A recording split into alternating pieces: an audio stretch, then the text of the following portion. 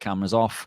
Some people like to come on and talk. Others like to write a message. So you can remain anonymous on there should you wish to do so. But it's a fantastic way just to get your questions answered, bounce back and forth, really get into the weeds and understand things a little bit more, or even just to use us as a soundboard. Because sometimes you just need that reassurance that what you're doing is correct. A lot of people within the community already know that they're doing, is right. We just need that reassurance because many of us are not surrounded by such like-minded people who are willing to accept. We seem to be outsiders within our communities. But Colt is in the house. Colt, how are we doing, my man? We're doing amazing. How are you guys doing? Awesome Doing for really 12 good. hours. It's all downhill from now because we've got over the hump and we've done 12 hours and 4 minutes. So that's great. So Colt, for people that don't know you, could you just give us a little introduction, please? Yeah, absolutely. I'm a full-time carnivore bodybuilding coach. Most of my clients are competitive athletes, and Carnivore Coaches Corner is probably the best place to find me. It's my podcast. We're available on all platforms.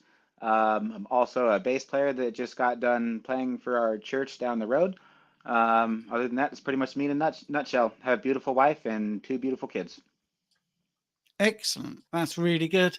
Really, really good. And thank you again for supporting this. You were on here last year and you were brilliant and everybody loved you. So here you are back again.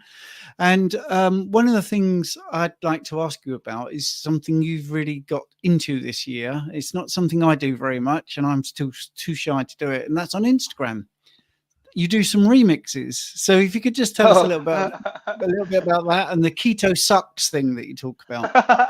Okay. Yeah. So I figured out that I've gotten creative at starting an argument and then watching and then just watching everybody kind of throw in their 2 cents worth and then just watch the comments unfold. And so it's been a great way to get exposure. It's been a lot of fun, actually. I feel kind of like a jerk doing it because it's not really who I am. Like if somebody's saying something negative about the carnivore diet or the keto diet, the way that I would handle that situation in public is much different than I would handle it like on a reel that I'm creating for Instagram, for example. Much in the much in the way that I learned this from Bart Kate, right? He is a very, very nice man, very, very nice gentleman when you talk to him one-on-one, like one of the nicest people on planet Earth. But when you watch him rip apart Lame Norton or somebody else, you're gonna see a side of him that is like, whoa, I wouldn't want to. It grabs your attention, right? So having learned that, yeah, I don't know. I would say that probably like less than 5% of my content is actually the stuff that like 90% of people see at first.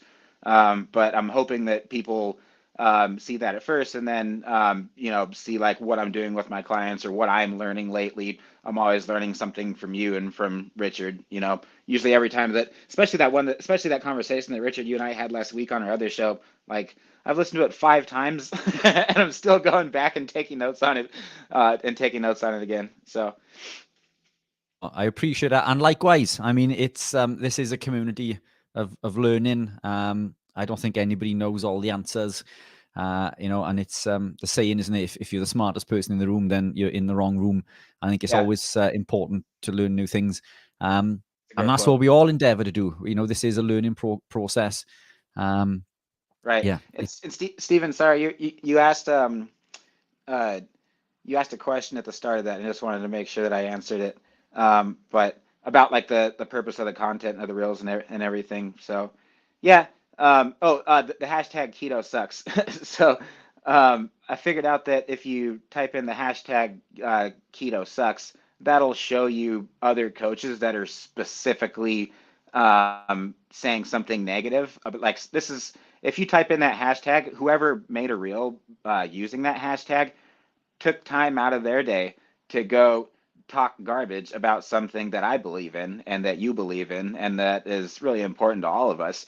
And I kind of have a problem with that. And so those people are kind of the coaches that, let me put it this way, I would never say something negative or say something mean to another coach that I really genuinely believe is just spreading misinformation unintentionally, just like out of the bottom of their heart, but they really mean good. Because I think there's a lot of coaches that preach calories in, calories out, and they mean it, but they're nice people, you know. And there's people that preach plant-based diets, and they're wrong, but they're very, very nice people. And so I'm not gonna, I guess I'm not my battle isn't with those people. My battle is with the other coaches that are seriously on a mission to say something negative about the carnivore diet. And so those are the ones that I'm, yeah, not very nice when I call them out.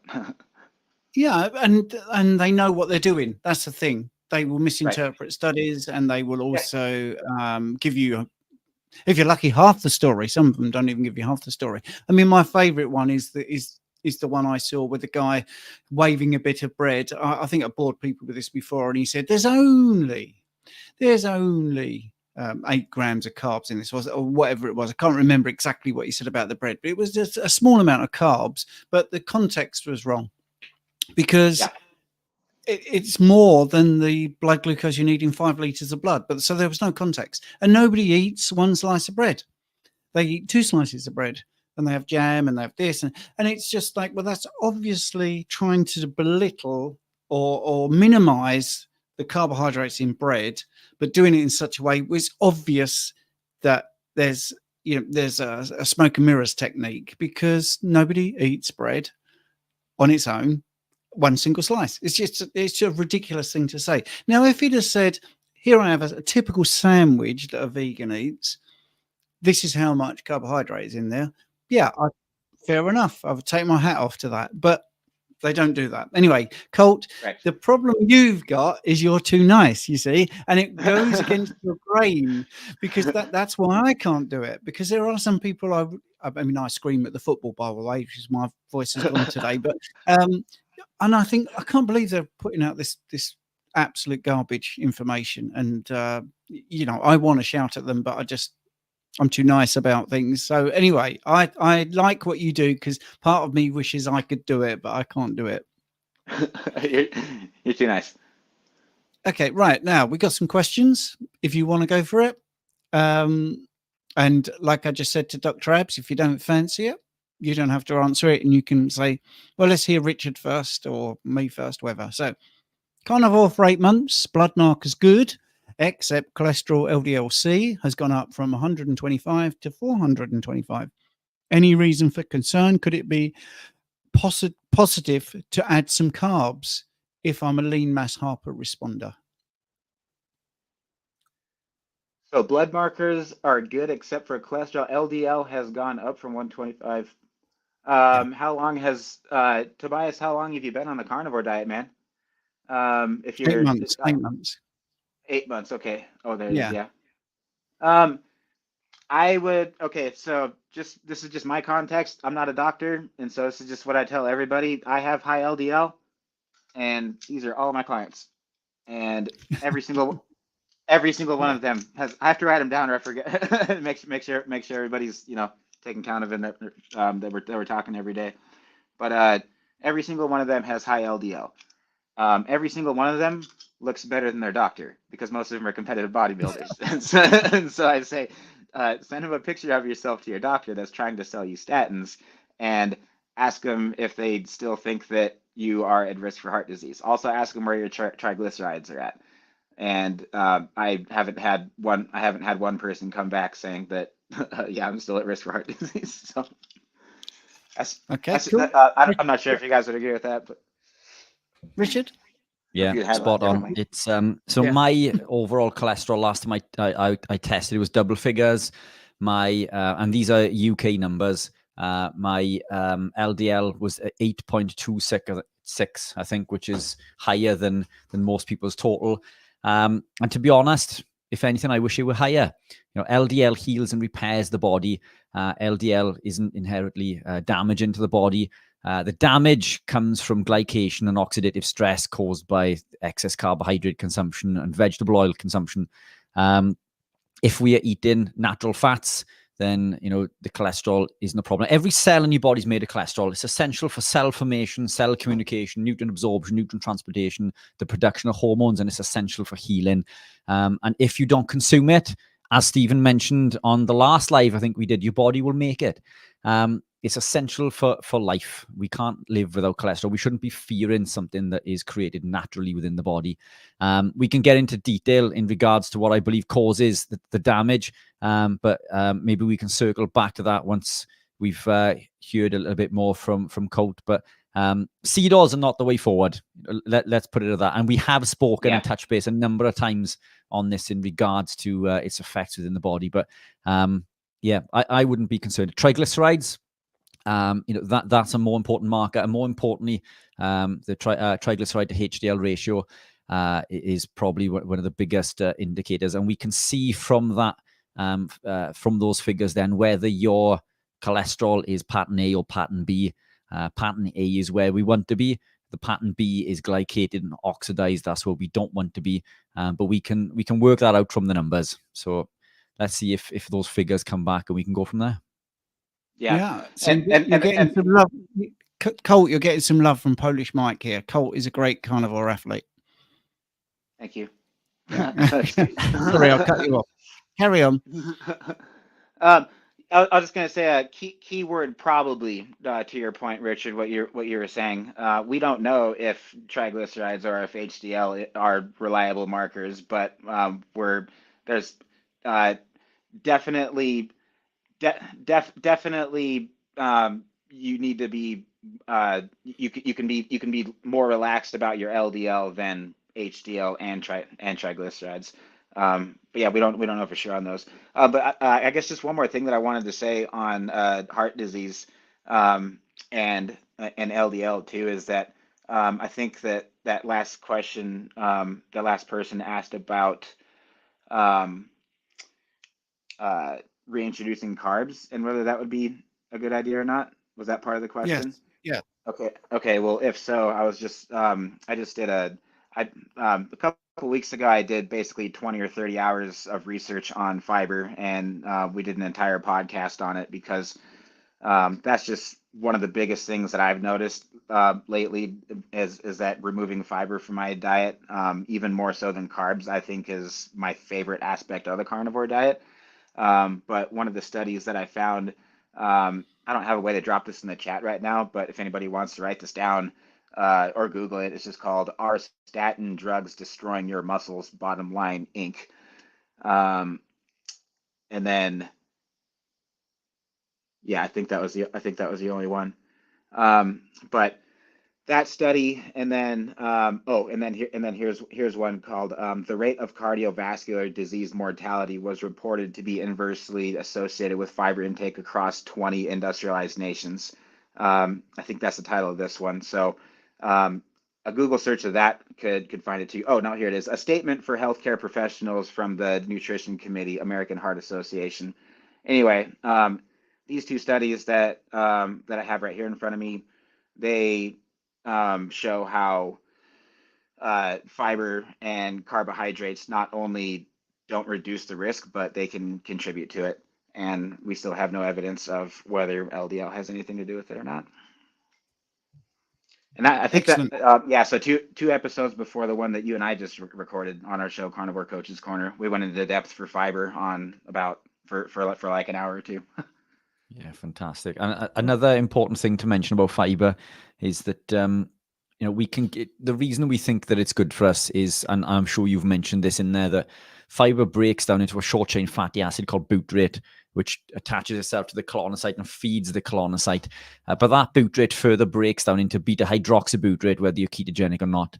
The beauty of living a ketogenic and carnivore-based lifestyle is we have beta hydroxybutyrate flowing through our veins constantly. So we feed every colonocyte in the gut, whether we are consuming butyrate from plants or not. But that said, animal proteins also contain other short-chain fatty acids in the form of isobutyrate, valerate, and propionate, which arguably feed the colonocyte at a higher rate. And we know this from the talk we had with Anthony Chaffee earlier today. And as we mentioned, the That was podcast a that good one. I caught part of that one. yeah, So good. fantastic as always. And the Mhm. chat that we did with Ben Azadi in regards to the alpha diversity in his gut when he removed, basically he was tested. Yeah, they paid an absolute fortune for tests. Ben Azadi has been ketogenic for a long time, so in a good state of health.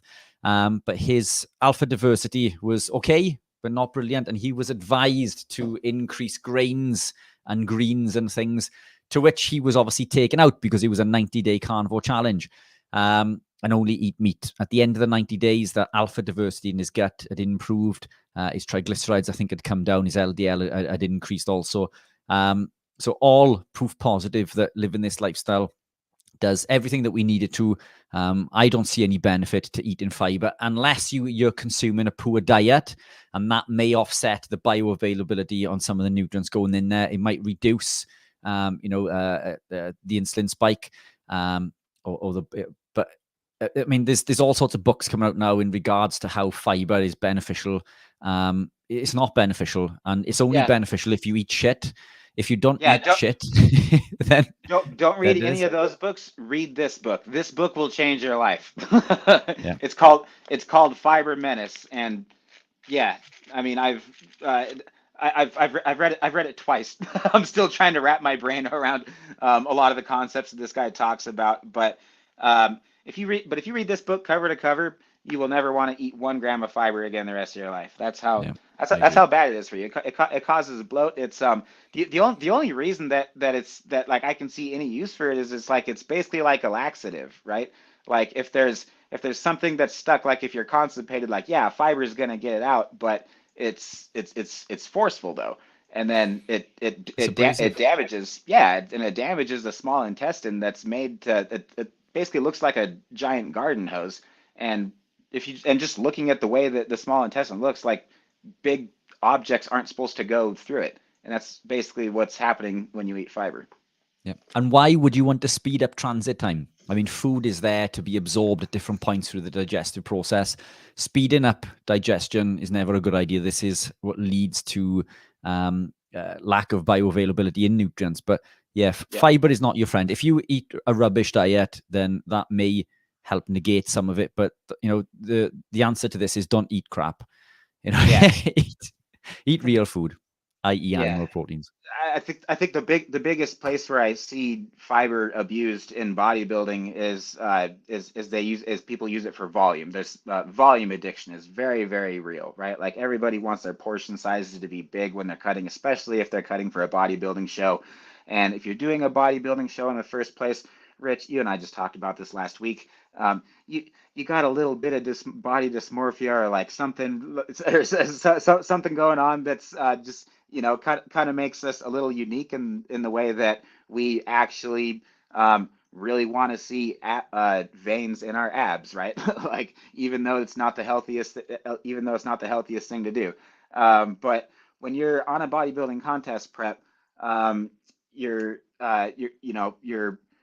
trying to, generally speaking, reduce the amount of mass that you're taking in and increase your expenditure, and so that you're burning body fat, and so you're getting really, really lean. And one of the easiest, apparently, ways to do that is to incorporate lots of fiber, which is what most coaches generally recommend, right? And it causes damage in your gut. It steals nutrients from your meat. It steals nutrients from other foods that you should be getting nutrients from. It bloats you. It doesn't satiate you. There's a big difference between being full and being bloated, and people confuse the two. So just because you're eating something that's large doesn't mean that you're going to be full. Now you're bloated, but you're still going to be hungry after you just ate that meal that had fiber in it. So on this prep, I'm currently 8 weeks out now from my next competition. I put that in quotation marks because I'm actually not competing. I'm guest posing. I'm going to be playing guitar, singing, and co-hosting a bodybuilding competition in Seattle, Washington. So I'm wearing and I'm coaching 3 athletes there too. So I'm wearing like 5 different hats at this show. But between now and then, I'm going to be pretty close to bodybuilding conditioning, but not quite. Basically, classic physique conditioning. So my entire goal between now and then is not to be bloated, is to be full. And I haven't been hungry one time on this entire prep. I learned this from you guys, minimizing my cardio. That's been helping a lot. But yeah, sorry, all that to say that that's kind of the biggest area where I see fiber to be a problem in the bodybuilding space. That's great. I'm just going to deal with one of the things in the chat, or two of the things actually. Any credence to the blood type diet? None. Tammy Lee, I have done a decade of private blood tests for high carb athletes when I was a personal trainer, and I actually got somebody to the Olympics doing lots of bloods for performance, but also in my obesity and diabetes clinic. So I've done the full gambit of high performance right to very sick people, and there's absolutely nothing to the blood type diet, nothing at all. So if you've got blood type A, all it is your antigens are on the blood cell and the B antibodies are in your plasma. And if it's blood group B, then it's the other way around. Simple as that. And to be honest, there's nothing to it at all. Right, that's that. Second thing is, just very quickly, I do the Sorul products. Now, we've been online over 12 hours. We don't hawk our stuff. We don't sell our stuff. I'm only mentioning this because it is in the chat. If somebody's interested in Stem Enhance or any of the Sorul product, I don't know what Colt is doing, but he's making lots of noise. I do take that. Grabbing So my stem cell. I'm a fan. I was just gonna say, since you guys are talking about it, I just wanted you to know that I'm cool like you guys. Yeah, it's good stuff. So it is very good. So there's a few people talking in the chat. Right. Okay. Now let's get back to the start questions. Oh, and on the LDL, if people want studies to prove what we're talking about, I've got the studies. You can email me, zerocarbcoach@gmail.com. We've also got Dr. Philip Avadia coming on later, who's a heart surgeon. He can talk about that if you want. And we may even get Dr. Abs talking about it because everyone seemed to love him. And I was going to say that guy was brilliant. I was like, man, I got to follow him. Wow. Okay. he was amazing. Absolutely amazing. I'd never heard of him before. I was like, what the heck? Cool. No. So there you go. Yeah, right. Very good job. What do you think the skin benefits of eating? What are the skin benefits of eating a carnivorous diet? Ooh, good one. Yeah, I'd never get sunburn ever. That's been the biggest thing. That and wearing sunglasses too. I don't know if that's like a thing where you guys are at, but here, yeah, wearing sunglasses. I've noticed that since I stopped doing that, and since I cut out all plant products, I can spend as much time in the sun as I want, and I get brown, but I don't get sunburn, so that's kind of cool. Oh, that and when I go from just normal carnivore to lion, that's when I have like a handful of zits. So I did the lion diet twice this last year. I did it once for 49 days and once for 60 days. I just did it for 30 days, and then I was like, I don't know. It was like the one diet that I didn't want to stop when I got done with it. I was like, this is great. Let's just go for another few weeks. But whenever I go to the lion diet, my skin my skin around my forehead is great. I wear hats a lot. I work out a lot, so I sweat a lot. And so that's kind of where they start to like gather. So whenever I reintroduce dairy, they kind of flare up. I don't know. It's worth it. I like dairy. And whenever they get too bad, just go back to the lion diet again. Yeah. Now I was thinking, Rich, you might pop in with this as well because you had some skin issues. I had skin issues. I get mine out of the way. Used to look like somebody had got a strawberry and smashed it against my forehead, especially if I was stressed. And I used to have athlete's foot. Both of those are gone. So completely gone on a carnivorous way of eating. They went pretty much on keto, but carnivore absolutely put the tin lid on it. Running this 24-hour live stream is pretty stressy, getting everybody together. I know we've only had one no-show. I'm not going to moan at him because he's 6'3", but it is stressy. So 15 years ago, if I'd done this, I would have had a big stress spot here, definitely, and I would have had terrible athlete's foot, and I don't get any of that. So yeah, Rich, what about you? Because you had skin problems as well, I believe. Yeah, I had severe skin conditions to the point where you'll be hard pressed to find a picture of me that my face wasn't covered in. I mean, I used to refer to it as acne, but they were boils all over my face, and I'm not embarrassed to say that I used to put makeup on. I used to hide them with concealer because they were that bad, and laugh, why don't you? Thanks, Steve. But, they were all over my back, my face. And since even just becoming keto, they've cleared up no end. And I barely get any at all now that I'm carnivore. And it's because I believe these are autoimmune issues. The compounds that we consume on a standard diet, in particularly wheat germ agglutinin and phytohemagglutinins and other compounds like alcohol and casein in some cases, they can cause intestinal permeability. In wheat germ agglutinins case, it binds to the enterocytes line in the gut, causes the release of a molecule called zonulin. When zonulin is released, it causes a gap to appear in the tight junction, which allows undigested protein molecules to travel into the bloodstream where they shouldn't be. So the body creates antibodies to fight them. And then through a process called molecular mimicry, the body starts attacking other proteins that look the same. And this is autoimmune disease. Autoimmune disease comes from intestinal permeability. And at least in most cases, it's bread or grains in the form of wheat germ agglutinin that's causing this. And again, just to reiterate, there are other compounds in plants in the form of phytohemagglutinin, which can also do the same. But I believe that these are primarily or predominantly autoimmune issues. And when we heal the gut, which I believe is job number one in improving health and well-being, all of these other things clear up. I know we spoke to Dr. Abs about psoriasis. Again, that's an autoimmune issue. And this is why I believe that living a carnivore lifestyle sees a massive improvement, if not complete resolution in those sorts of conditions also. Healing the gut, that's got to be the first protocol. But yeah, I mean, it's, I'm no oil painting, but I don't look too shabby for 40, I think, and I'm not suffering with any skin conditions. And I also live, an incredibly stressful life, being self-employed, doing this, it's super stressful, and that too would lead to flare-ups with myself. But again, so far, I think we're 12 and a half hours in. So far, so good. Yeah. It does feel like we've done something, we've got to this bit. So let's have a look at this question. If type 1 diabetes is characterized by polyuria and low blood glucose, while type 2 is high insulin, is type 2 ever characterized by polyuria? I don't really understand the point of the question, but let's just go through this. Why do people that have diabetes, why do they have thirst and why do they urinate a lot? And that's because the body is trying to be smart. And if there's too much blood glucose, it will dilute it with fluid and it will excrete it out. So, you can have these symptoms on both these types of diabetes. All right. So type 1 is a lack of insulin. So what happens is your blood glucose is going to go high because you haven't got enough insulin. So obviously the treatment is more insulin. Yeah. Type 2 diabetics have high blood glucose. They also have high insulin. It's just not coming out of the bloodstream. So one of their things is thirst and urination. So yeah, I don't really get the point of the question unless you two guys are spotting something I'm not spotting.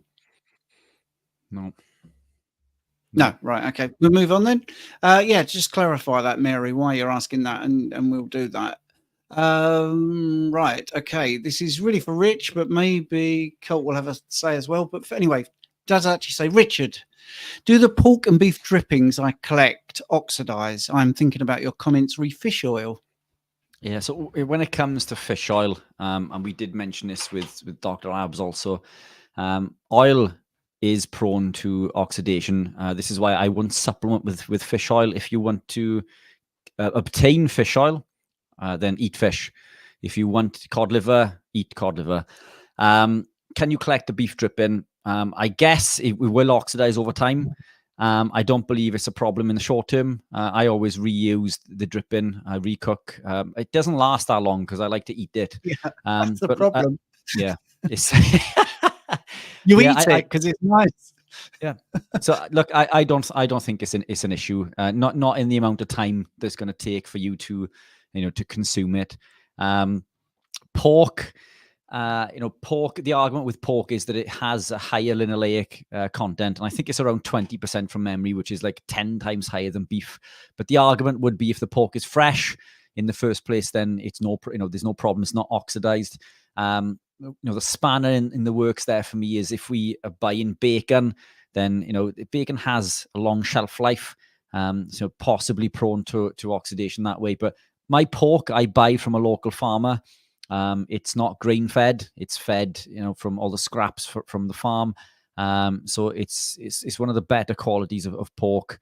I don't believe it causes any harm to me. That said, I only eat it say once a week, and the same with chicken. Chicken, I also believe the chicken, grain fed. I don't believe that it's suitable for optimal health. I believe grass fed lamb to be superior to beef, only marginally. I believe grass fed beef to be super nutrient dense and incredibly healthy, but lamb, in my opinion, may just beat that. The reason that we don't see this is the states are predominantly grass-fed beef, and you can correct me if I'm wrong with this, Colt, but lamb isn't so prevalent in the states. But it is. It's just like twice as expensive, but man, but it's worth it, man. It's so damn good. Yeah, I agree. And also, lamb is a lot higher in omega-3s, which is going to offset any oxidation within the body. It's around 10 times higher, I think, than beef in omega-3s. But look, in answer to your question, I don't think it's going to be a problem. Yes, collect it, reuse it, eat it, enjoy it. There's far bigger fish, pardon the pun, to fry. Hey, nice. I wanted to. Oh, sorry. I was going to add something, but if you were going to say something first, Stephen, sorry, go ahead. What's a question for you, Cole? Any animal fat preference? They're suggesting tallow, lard, bacon, grease, and butter. Do you have a preference for animal fat? Yeah, that is so funny because what I wanted to say answers that question too. So, pork. I wanted to ask your guys' opinion on this too, actually. But what I wanted to add on to what Richard was saying is, I don't know if you guys have noticed this, but or if you've ever seen this, but I do great on just bacon, or better yet, just the fat of bacon, but like nothing else from the pig. So like pork chops, those will digest. Those will seriously take twice as long to digest, and I know that because I pretty much always eat 1 or 2 meals a day, and if I get all my protein from beef, I'll poop once the next morning, easy, no problem. If I have pork, that delays that process. Not to be TMI. Using bacon fat, that always increases my my ketone ratings, and I'm pretty sure that it's like way higher in omega-3s than beef fat is. I could be wrong, but I'm pretty sure. So maybe that's why. But I just do particularly well on bacon and on pig fat, but not from the protein so much. So animal fat preference, yeah, lard. Big one for me. Like that's always like the first one that I try to get. Like anybody that comes to me for a consultation or like first time meal plan, butter, beef, and bacon. That should be like most of your fat sources. Yeah, I mean, also asking about tallow. Yeah, and tallow, we render our own at home. I kind of feel like tallow is a no-brainer. I don't know if you guys buy your own tallow over there, but I render all of mine. It's just a byproduct of any beef that we cook, right? So good answer. Yeah, I mean, here what I do with tallow, we get beef dripping. You can get it from the cooking, or you can buy a little tub of beef dripping, and then I whisk it. So you have that whipped tallow effect, which is absolutely gorgeous. Pigs, of course, when you talk about pig fat, which is an interesting way of putting it, rather than bacon grease, but yes, pig fat. Yeah, sorry, what came to mind. Yeah, let's go. Pigs used to actually be more fatty, and they're naturally more of a fat animal. And then there was a shift in consumer spending, and they wanted more muscle on the pigs. So the pigs that you see today actually have more, although they're still quite fatty, actually have more muscle than the natural pig. So if you're having great results from it, it's not a surprise for me. I don't think. I think I do well with bacon very much, and pork I absolutely love. But I do think it's down to the supplier, because we were having pork chops from 2 different farms and really wasn't that nice. And then we found another supplier who is a butcher that's got a great farmer attached, and the difference is like unbelievable, like chalk and cheese, really. So when people are saying, like, Cole has just said, I really do well with this, and you might buy it from a different area in a different part of the world or whatever, and think, well, it doesn't do it for me. It might just be the supplier. Don't immediately give up. Try a different distribution network or a different farm or whatever. Try and find out how the pig is fed, if it's pasture raised, if it's, you know, caged, whatever. All of these things will make a big difference. But in general, that list you've put there, have I got a preference? Tallow, lard, bacon grease, butter. Depends what you're doing. So cooking in lard. I can't have a preference. It's all great.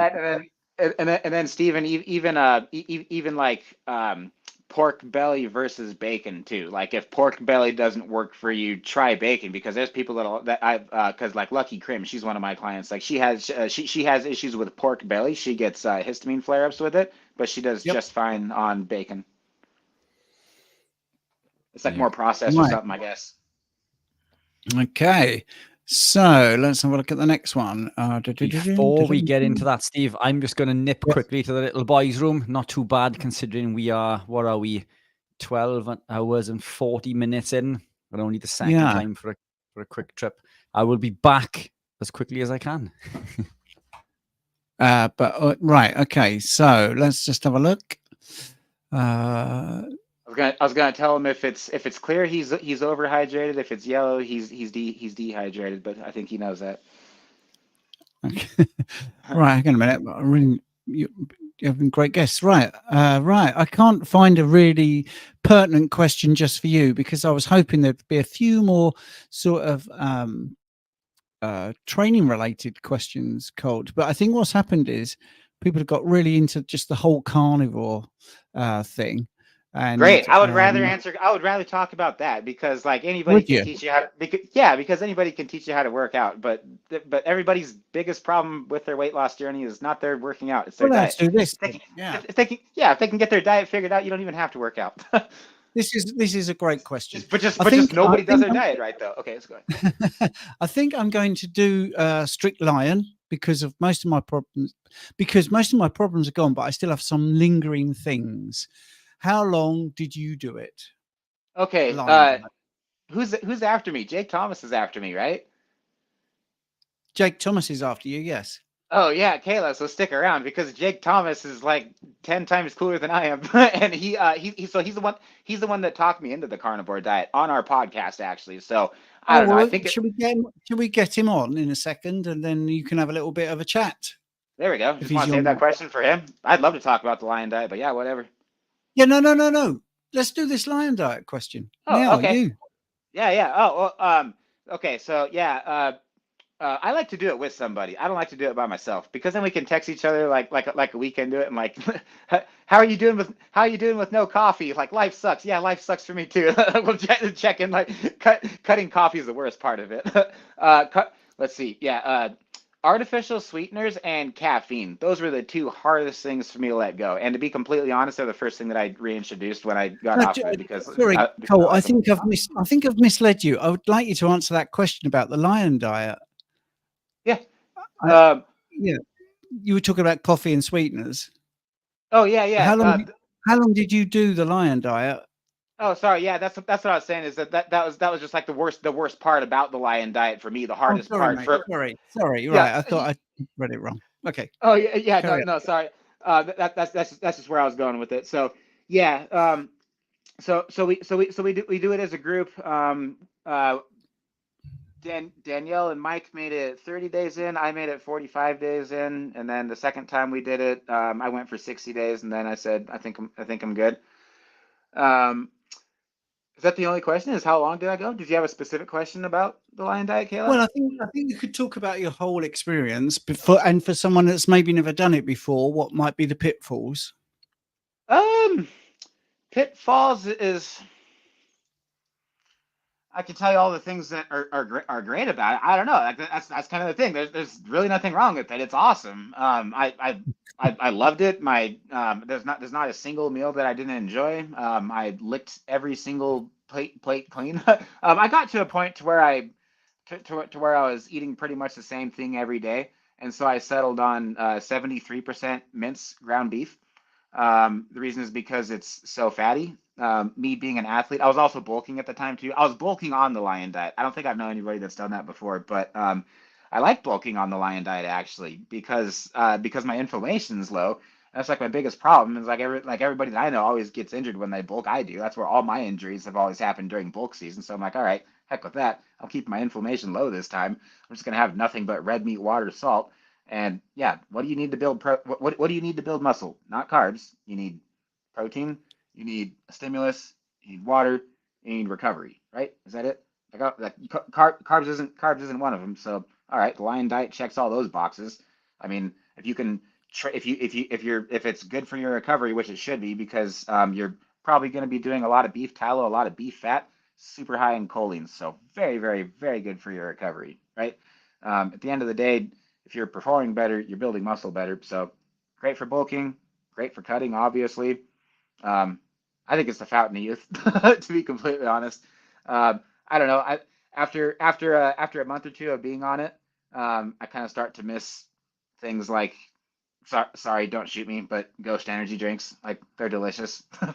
They're really good. So I have those. It's kind of like one of my guilty pleasures. Other than that, like right now, I keep things 90 90 to 95% red meat. Actually, yesterday my entire day was nothing but red meat. All I ate the entire day was 73% ground beef. Didn't even cook it. It was raw too. I don't recommend. Yeah, and just for the record, I don't recommend raw meat, but it's like super bioavailable. So I knew that today I'd be speaking at Carnivoreathon and I would be playing bass at church. So those are two things that I want to be like super mentally, on my A game for. So I knew that I would sleep better. I knew that my digestion would be better. Actually, I don't know if you want to talk about this at all, but I have like every single meal printed off and written down with notes Mhm. on it since I've started this contest prep. But yeah, yesterday it was 3 pounds, so 100, so basically 1,000 grams of 73% ground beef, and that got me all the way up to just under 200 grams of protein. Um, but here again, the reason I did it raw is because I woke up this morning. I was in deeper ketosis. I felt like I slept better. Did a good job playing. Didn't miss any notes. I have 4 strings, and they're the biggest strings, so I have no excuse to hit wrong notes, right? Right. Brilliant. I'm sorry, but you have got questions about training, so I'm gonna have to ask you because Let's go. people Let's go have. training then. I'm sorry, mate. Hey, Colt, do you recommend working out, lifting weights fasted, or does this make a difference? And then eat afterwards? Yeah, if it does make a difference, it's very, very, very, very, very marginal.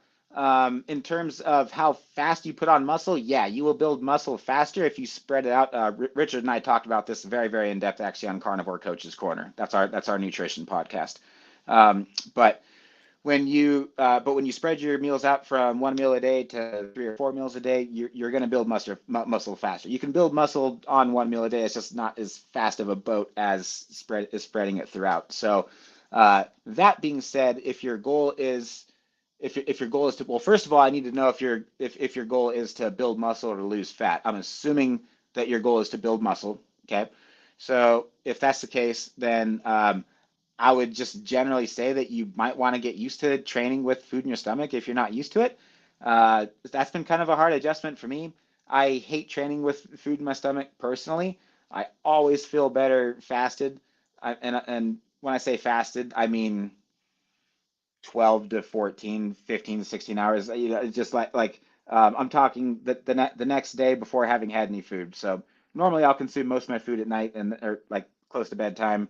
Wake up still kind of like semi bloated. I'm just finishing digesting everything. And like a couple hours later, then I'm ready to go.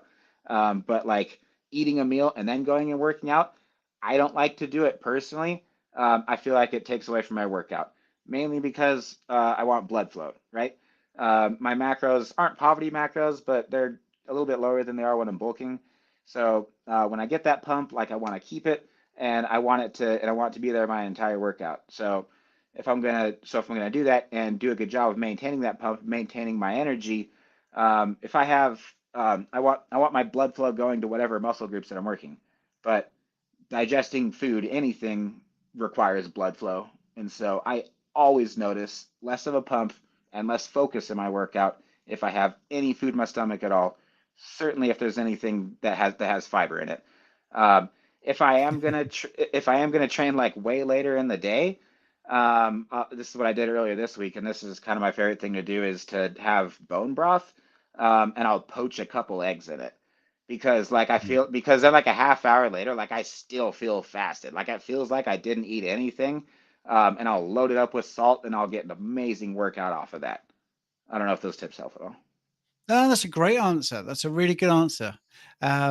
And you know, it's exactly what I think people follow you for, because it just makes a lot of sense. Now, this is really nuanced, and if it's difficult to explain, then we'll leave it. But what body weight exercise targets the stomach muscle below the belly button and above the pelvic region? So in Britain, we'd call that the lower abs, I suppose, for want of a better description. My favorite low ab exercises, there's three of them. First one is a reverse crunch. It's kind of an awkward one, but you have your hands up above your head, and instead of crunching forward, you crunch with your pelvis. So that's kind of like my bread and butter lower ab exercise. That and then lying leg raises with ankle weights. With ankle weights, like the ankle weights that you put on like for your non-exercise activity thermogenesis, just so that you're like burning more energy doing normal stuff throughout the day. Put those on your legs and do lying leg raises with those. That'll hit your hip flexors, your lower abs pretty good. And then toes to sky. So that's lying on your back with your hands over your head on a bench, and then you have your knees like kind of by your chin, and then you straighten out and push your toes towards the sky. Yeah, I think I call that hills to the heavens. But anyway, right. Okay. What is your favorite exercise for working your chest? Now, he's not, this question from Matthew is not what's the most effective. He's asking what's your favorite. I think that could be two different things, couldn't it? It's the same one actually. So the most effective exercise and my favorite exercise for your chest for aesthetics is going to be a dumbbell low incline press. So not on an incline bench. So you can't use a barbell incline bench, or at least the gyms around here, and I assume that they're the same over there. But the angle favors a little bit too much front deltoids than what's necessary and what's optimal for your pecs. So set that bench at so you want to find at your gym an adjustable bench and set it at the absolute lowest level that's just above flat. That and then dumbbells, you want to use dumbbells instead of a bar. So like even if you could use a bar, if you have a barbell rack with an adjustable bench, my opinion, if you're training for hypertrophy, you're talking to a bodybuilding coach, not a powerlifting coach. If you're training for powerlifting or CrossFit, forget everything I just said. But for hypertrophy though, for targeting those upper pecs, which is what most male athletes, Matthew, yeah, okay. So what most male athletes are looking for is that that X frame, right? That broad upper body, that smaller waist, and so it's all in the upper pecs for 90% of people. To balance that out and to get that shape.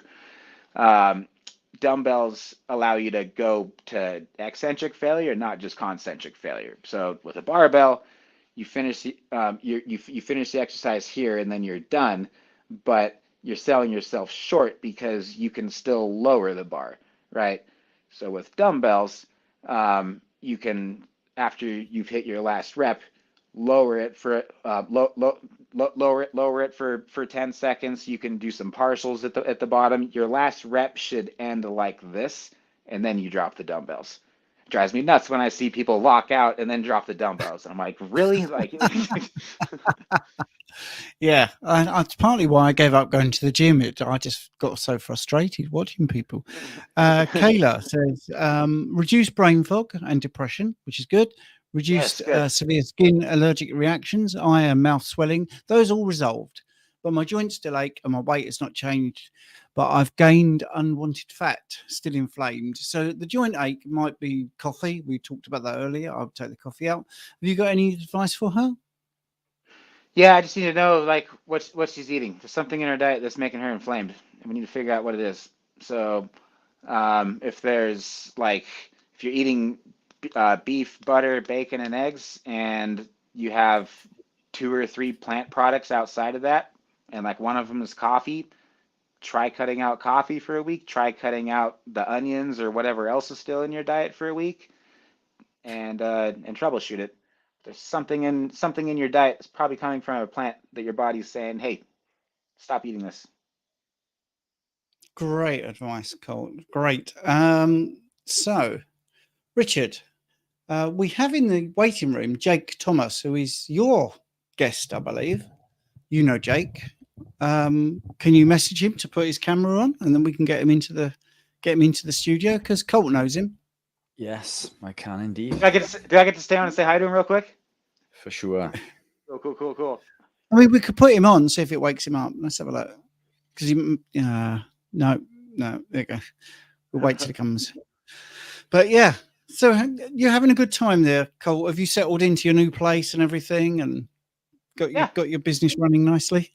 Yeah, we've been here close to, I think, just close to a year now. I don't know if it's been officially a year, but yeah, we had started Carnivore Coach's Corner, and we're about 10 or 15 sessions into that, and we've published one a week ever since then. So that's basically like my timeline, and yeah, we're at what, 60 some sessions now. So I think that we've been here about a year, to answer your question.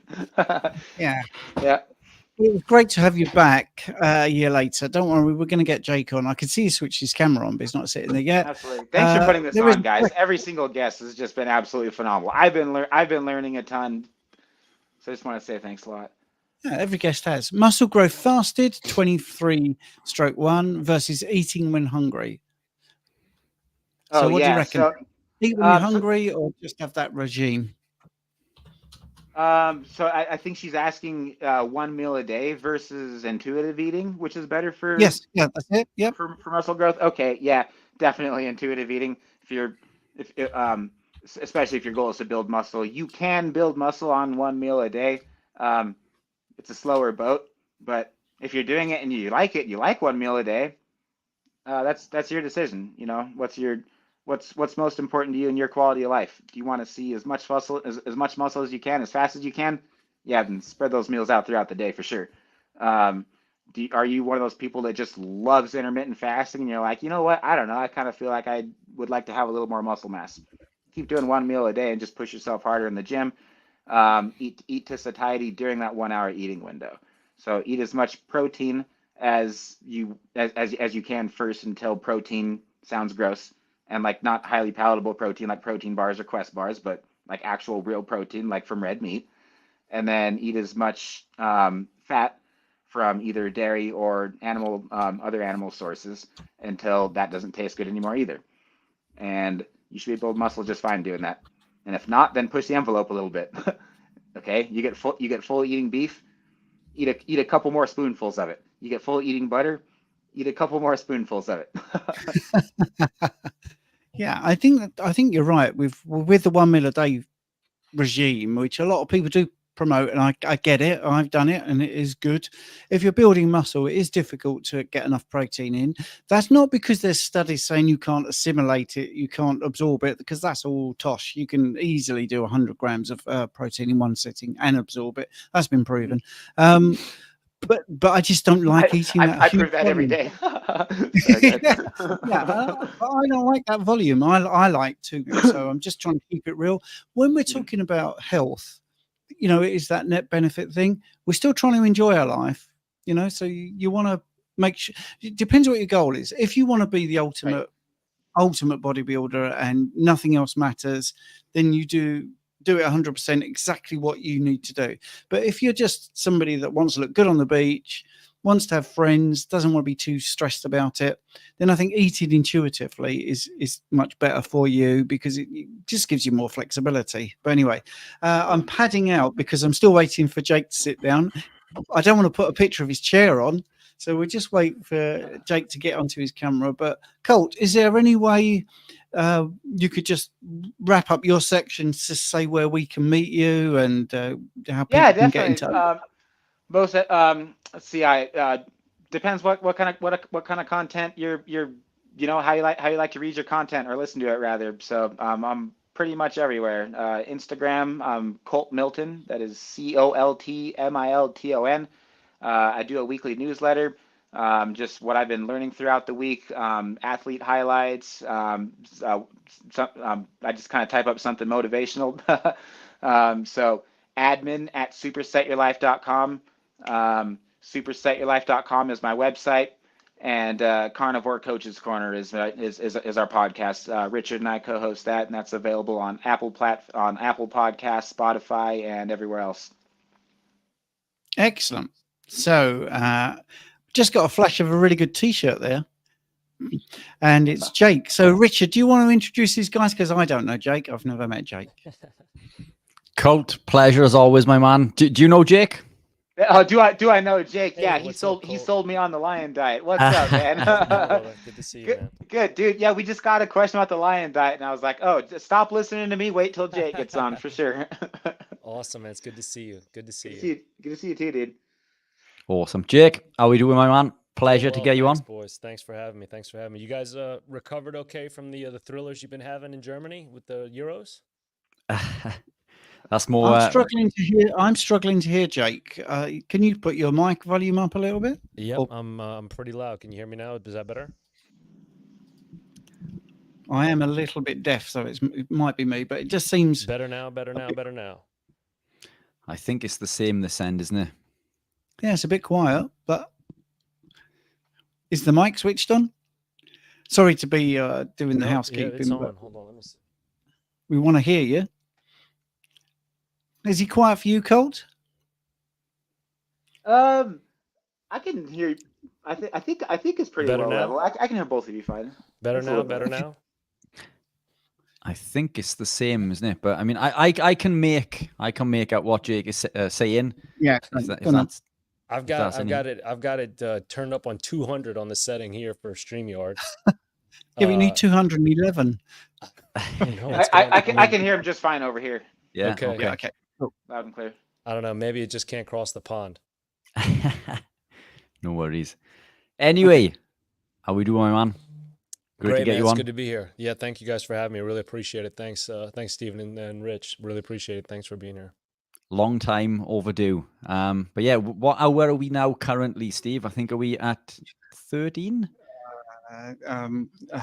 20, not 20. We're 14, 11. Oh, I don't know. I'm 13. 13 hours in. Obviously Yeah, taking its 13 toll hours. on poor Yes, Stephen, taking the toll. but now we've got you to take up a bit of time and to explain some things. So, Jake, do you want to introduce yourself to all the listeners? Sure. Hello, everyone. My name is Jake Thomas. You can maybe recognize me from Life Like Jake.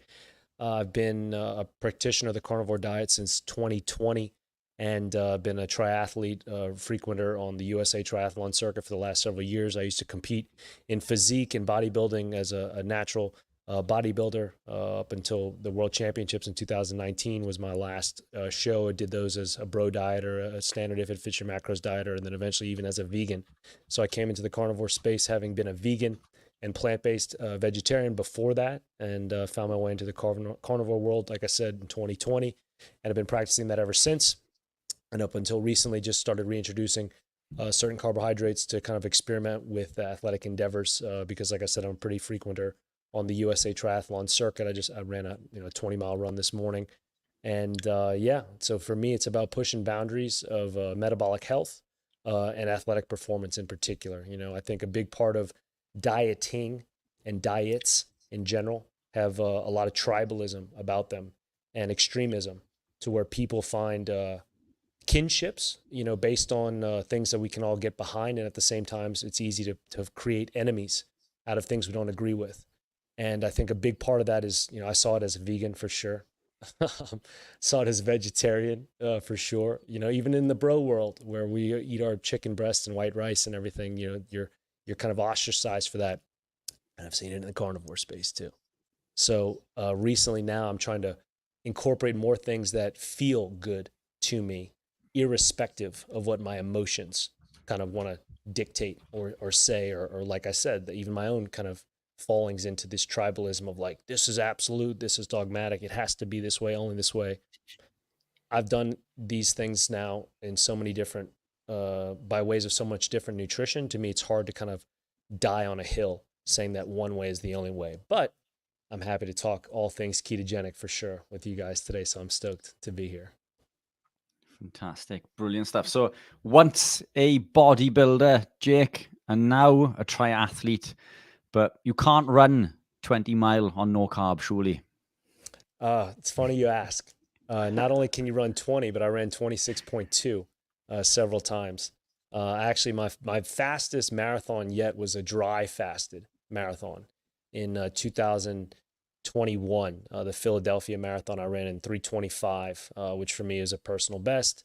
It was also my first marathon at the time ever. But leading up to it, I'd already been training for several years, zero carb, and I'd been doing a lot of fasted training. I'd always been fasted even for years before becoming a carnivore. I'd trained fasted and become a big fan of doing that. And just kind of the minimalism that a fasting lifestyle kind of provides, as far as in not having to think so much about food, constantly, and especially having, been a bodybuilder with doing prep work and meal, creations and storage and consumption. It just takes so much time that I really fell in love with fasting because of how much time I got back, or how much time I was able to find by foregoing, preparing food, eating food, just constantly thinking about food. Because no matter which way you go about doing it, no matter what diet, we live in a world where we live to eat rather than eat to live. And even if you're omatting, like you're thinking about like that one meal of the day is going to be so good. Like I've got so much focus and attention on it. I'm kind of jumping around here. So for that marathon, that first marathon that I ran, I had run a half marathon a few weeks before. It's on Halloween day, actually. It was really cool. It was in New Orleans. Costumes were worn. It was great. It was a lot of fun. And I ran that in just under 100 minutes and did so fasted. I was always running fasted, but even on the course this time, I did it dry. So I didn't stop at any of the water stations and take water. And I was doing that because I had a guy right behind me kind of clipping my heels, trying to pass me. And I didn't want to fall back. So I just was like, okay, I'm not going to pit for any of this. And I felt fine. I was going through the stations, first, second, third, fourth mile. And I was feeling good. I'm running sub 7 minutes per mile. And I felt fine.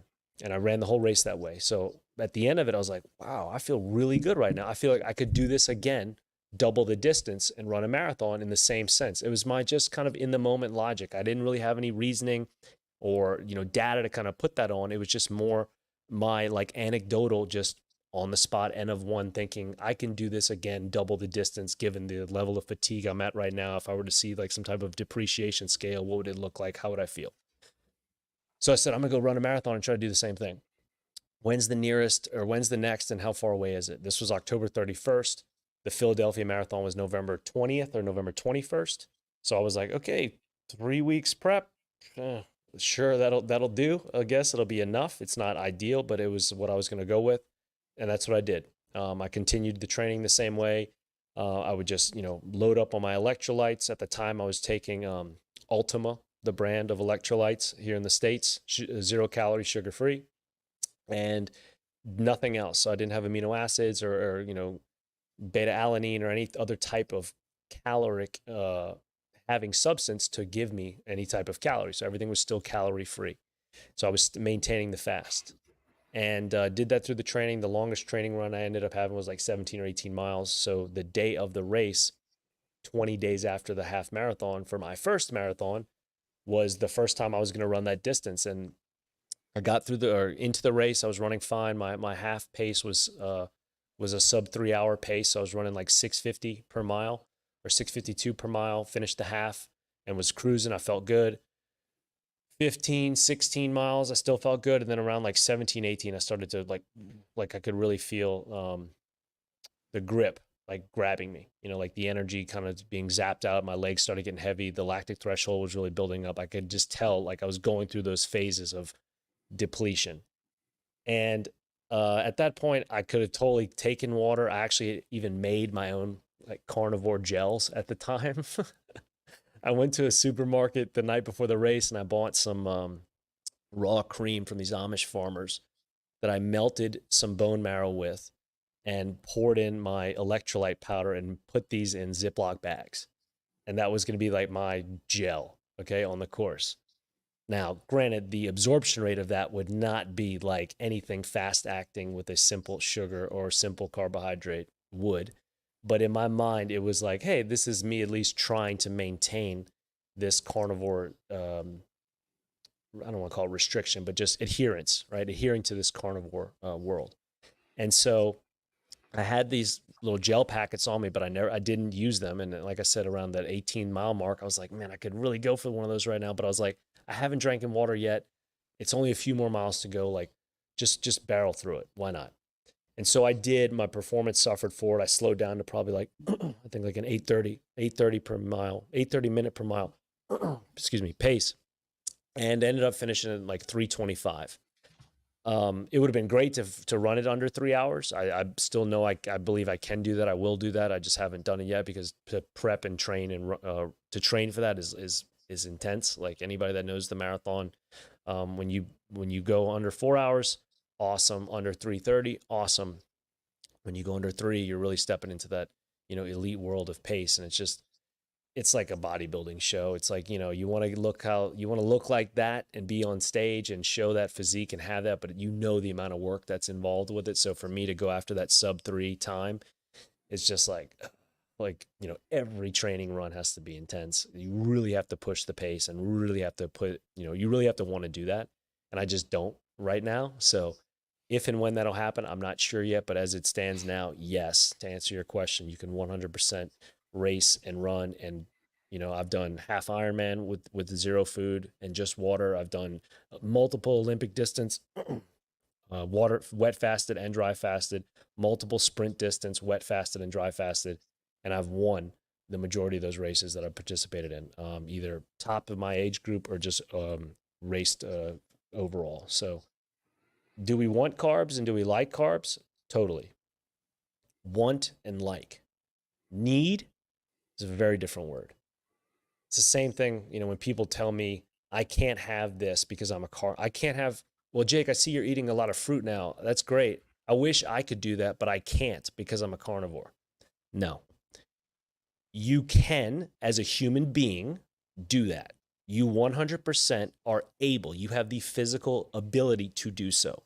You are choosing not to. Big difference. Oh, I'd love to do that, Jake, but I can't eat meat because I'm a vegan. No. Again, you as a human being, barring less than 1% of people, maybe I'll give you that. But for the other 99.9% repeating of you, you're choosing to abstain. So there's a big difference between liking carbs and wanting carbs and needing carbs. I would go so far as to say that the human body does not need them for 99% of people and for 99% of the time. Wanting them and liking them is a very big difference. And then kind of where I'm starting to really get onto an island now in my new phase of exploration is that carbohydrates are really only necessary for athletes in use. Otherwise, I would say the majority of people out there don't need them. Want them and like them 100%. But if, I could tell someone a great tip for their own health and ideal body composition. If you're not using carbs, you shouldn't consume carbs. And for 99% of you, you don't need them. You just want them / like them. Yeah, spot on. And you've almost said that word for word as I do or I have done. I remember a situation a few years ago when I was out with family for a meal or friends, and they said to me, they held up a piece of cake and said, "Oh, you can't eat this, can you?" And I said, "Well, I can. I can eat whatever I want. Today, I'm choosing not to. Today, I don't want to eat that piece of cake. Tomorrow, if I want to eat it, I'll eat it. There's nothing stopping me from eating that cake. But tomorrow comes, and I make the decision again that I don't want to eat that cake." So it's all about decisions. We can eat whatever we want. I agree. I don't think there's any requirement for exogenous. Cheers, Colt. Take care, man. I don't think there's any requirement for exogenous carbohydrate in any circumstance. I would agree also that any circumstances that would require it would be in athletic performance. Interestingly, you touch base on half Ironman. I don't know if you've seen the post that I've done recently, but a friend of mine, a guy that came to see me, we're now really good friends, Mikey Davis, who's a chiropractor. He came to one of the talks I did on athletic performance as a vegan. He's now pretty much carnivore. Now, he was ranked in the top 48 in the UK in Ironman back then. 2 weeks ago, he won the European Championship. So he's now number 1 in Europe as a carnivore. I did see that. Okay, I did see that then, yeah. So the caveat to this, and with full, just to be full exposure, he did use carbohydrate on the day. He used between 20 to 30 grams an hour, but he entered that fasted. He did the full Ironman fasted, and after, he said, I don't even think I needed them. It was more to do with the fact that, it was a mental thing, a comfort blanket, if you like. And the question there, I think, is, are the extra carbs going to cause damage? Are they going to be a detriment to his athletic performance? 30 grams an hour isn't, especially if you're that highly insulin sensitive. But many would argue then, well, he's used carb. But I mean, you can't argue that his training has been done fasted. He was 16 hours plus fasted going into the race. He only used electrolytes and some of my exogenous ketones that I manufacture. And my electrolytes, I'll have to send you some of those to try. Sure. But he won this race. He's number 1 in Europe. And, he is a carnivore. But I think next time I'd like to see less carb used, if that were possible, just to see. He recently competed in another triathlon last week, which he won, a local one comfortably. And I'm assuming that he didn't use any carb for that. I haven't had a chance to meet up with him because I've been busy working. But, it's coming back to what you said about the marathon. Not only can you run a marathon, but you can. This guy has competed in Ironman. He's got a sub 10 hour Ironman, I think, and we're on a journey to do a sub 9 hour in Kona. So it's Project Sub 9, we've called it. Whether that's possible, who knows? But aim for the stars. The 70.3 that he did recently, which is a half Ironman for those who are not familiar with the 70.3, I think it was 4 hours 11. So I mean, he's a beast. He looks like Clark Kent, so he's in my phone as Clark Kent because he's absolutely superhuman.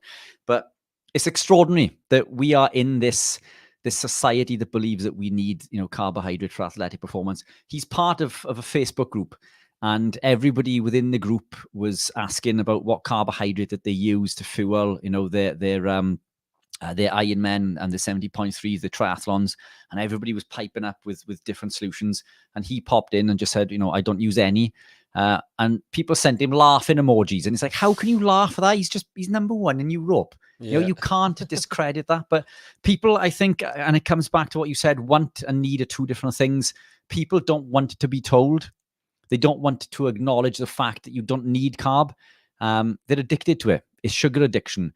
And the thought of them reducing, restricting, or removing said drug puts the fear of God into them.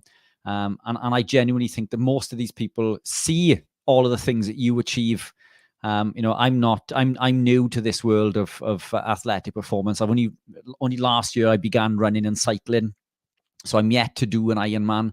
I did run my fastest half 2 or 3 weeks ago. That Congrats. was 1 hour. Yeah, it was. I'll be honest, I didn't get the time that I wanted. I came in at 1 hour 26, but I should have achieved a 1:22. But still not too shabby considering I'm fairly new to running. But the sub 3 hour is a goal of mine as well at some point. When I commit to that, who knows? But yeah, it's incredible to to listen and to get your advice and your experience in regards to living a lifestyle without excess carbohydrate, if not no carbohydrate. And we've got some questions there for you. Steve, do you want to jump in? Oh, you're still muted, Steve. Yeah, I was letting you host, actually, Richard. You're doing so good, mate. Jake, what motivated you to become a vegan before you did the smart thing and went carnivore? Great question.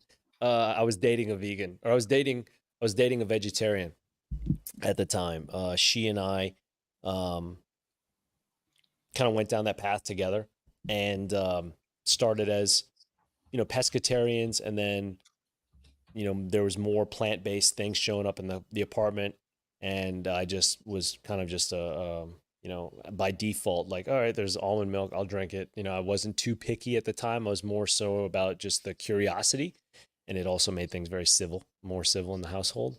So I just went with it. And then through that, after about a year and a half, we went into veganism, and then I did that for about 14 months. So it was really because of the dating life that I was exposed to at the time. I did not have any moral or ethical reasoning for it. It was not about my own personal health for any reason. It was just, like I said, circumstantial. And I took it, to the levels that I took it to, because it's sort of just where I was at the time. But it was never about, animal rights or environmental consciousness, which is all bullshit anyway. For people that do that for that reason, just heads up. You think you're saving the planet by saving animals, well, you're dead wrong, because plants live off dead animals. Like, spoiler alert to everyone out there. So that's my 2 cents on that. Yeah, it's going that extra mile with the thinking, isn't it? I mean, it's such reductionist thinking. Oh, you kill an animal and eat it, but my plants, they don't have pesticides on, or they're not in soil, which is dead animals. They don't seem to want to make that link, which I think is quite strange. Someone here is asking that when they went running, they ran out of sweat, and salt was coming out of their pores. So how is a dry fast logical? Great question. Before answering that, I'd have to say, or ask back, what's your experience with fasting like? What's your diet like? What's your activity like? What kind of stamina do you have in your mind? How much have you done this yourself? What's your experience level in doing so like? And kind of like what, Rich was talking about, is that so much of this is about conditioning. And by that, I mean societal conditioning, emotional conditioning, familial conditioning, religious conditioning. That's my favorite one. And with that conditioning comes comfort and familiarity. And kind of like what Rich was talking about also, like, so much of that want and need is about, what did he said? He said, like, cushioning or pillow padding, right? Like, for kind of like relief, having the 30 grams of carbs per hour. Like, was it necessary? It was just more that mental, like, reassurance, And with the dry fast, I didn't just go out there that day and was like, I'm just going to do this and just let it fly. I'd been building up to it. So I can only tell you anecdotally from my own experience is that I was able to become more familiar with those extents gradually, and it's going to defy what people think is right. It's going to defy what people think is healthy and optimal. Sure. Because should you do that? Probably not. I remember reading or someone telling me, hey man, did you ever hear like Wim Hof ran a marathon, dry fasted, da da da. I was like, well, cool, so have I. And I didn't, said it to myself, and I was like, wow, I guess that's kind of a cool thing to do, or kind of a serious thing to do. And I used to be in this Facebook group, or not Facebook group, but a social group with a bunch of other people in my old business. That was like an athletes group. And the first meeting we went to, they were all talking about their feats, and a lot of them were ultra runners and just, had run 100 marathons. They're all kind of crazy, like really cool things. And I was like, wow, these people are serious, like amazing. And at the end of the meeting, the host was like, hey, Jake, tell them all about your really cool marathon. And I did. And the chat just like exploded. Like, you ran how fast and dry fasted. And I was like, yo, whoa, y'all are way cooler than me. What you guys have done, your 50 plus 100 milers and, Badwater 135 and the Konas and Leadvilles and like one of the guys ran the Moroccan Ultra. And I was like, you guys are way cooler than me. Like, and they're like, yeah, but doing that without water to us is way cooler. So a lot of it, honestly, was intuitive to me, and it still is intuitive, because I think it's a very hard space for us to quantify, because it's very hard to differentiate what's healthy and what's possible. Someone telling me that it's not possible, or that it's not healthy, or that it's healthy but not possible, or vice versa.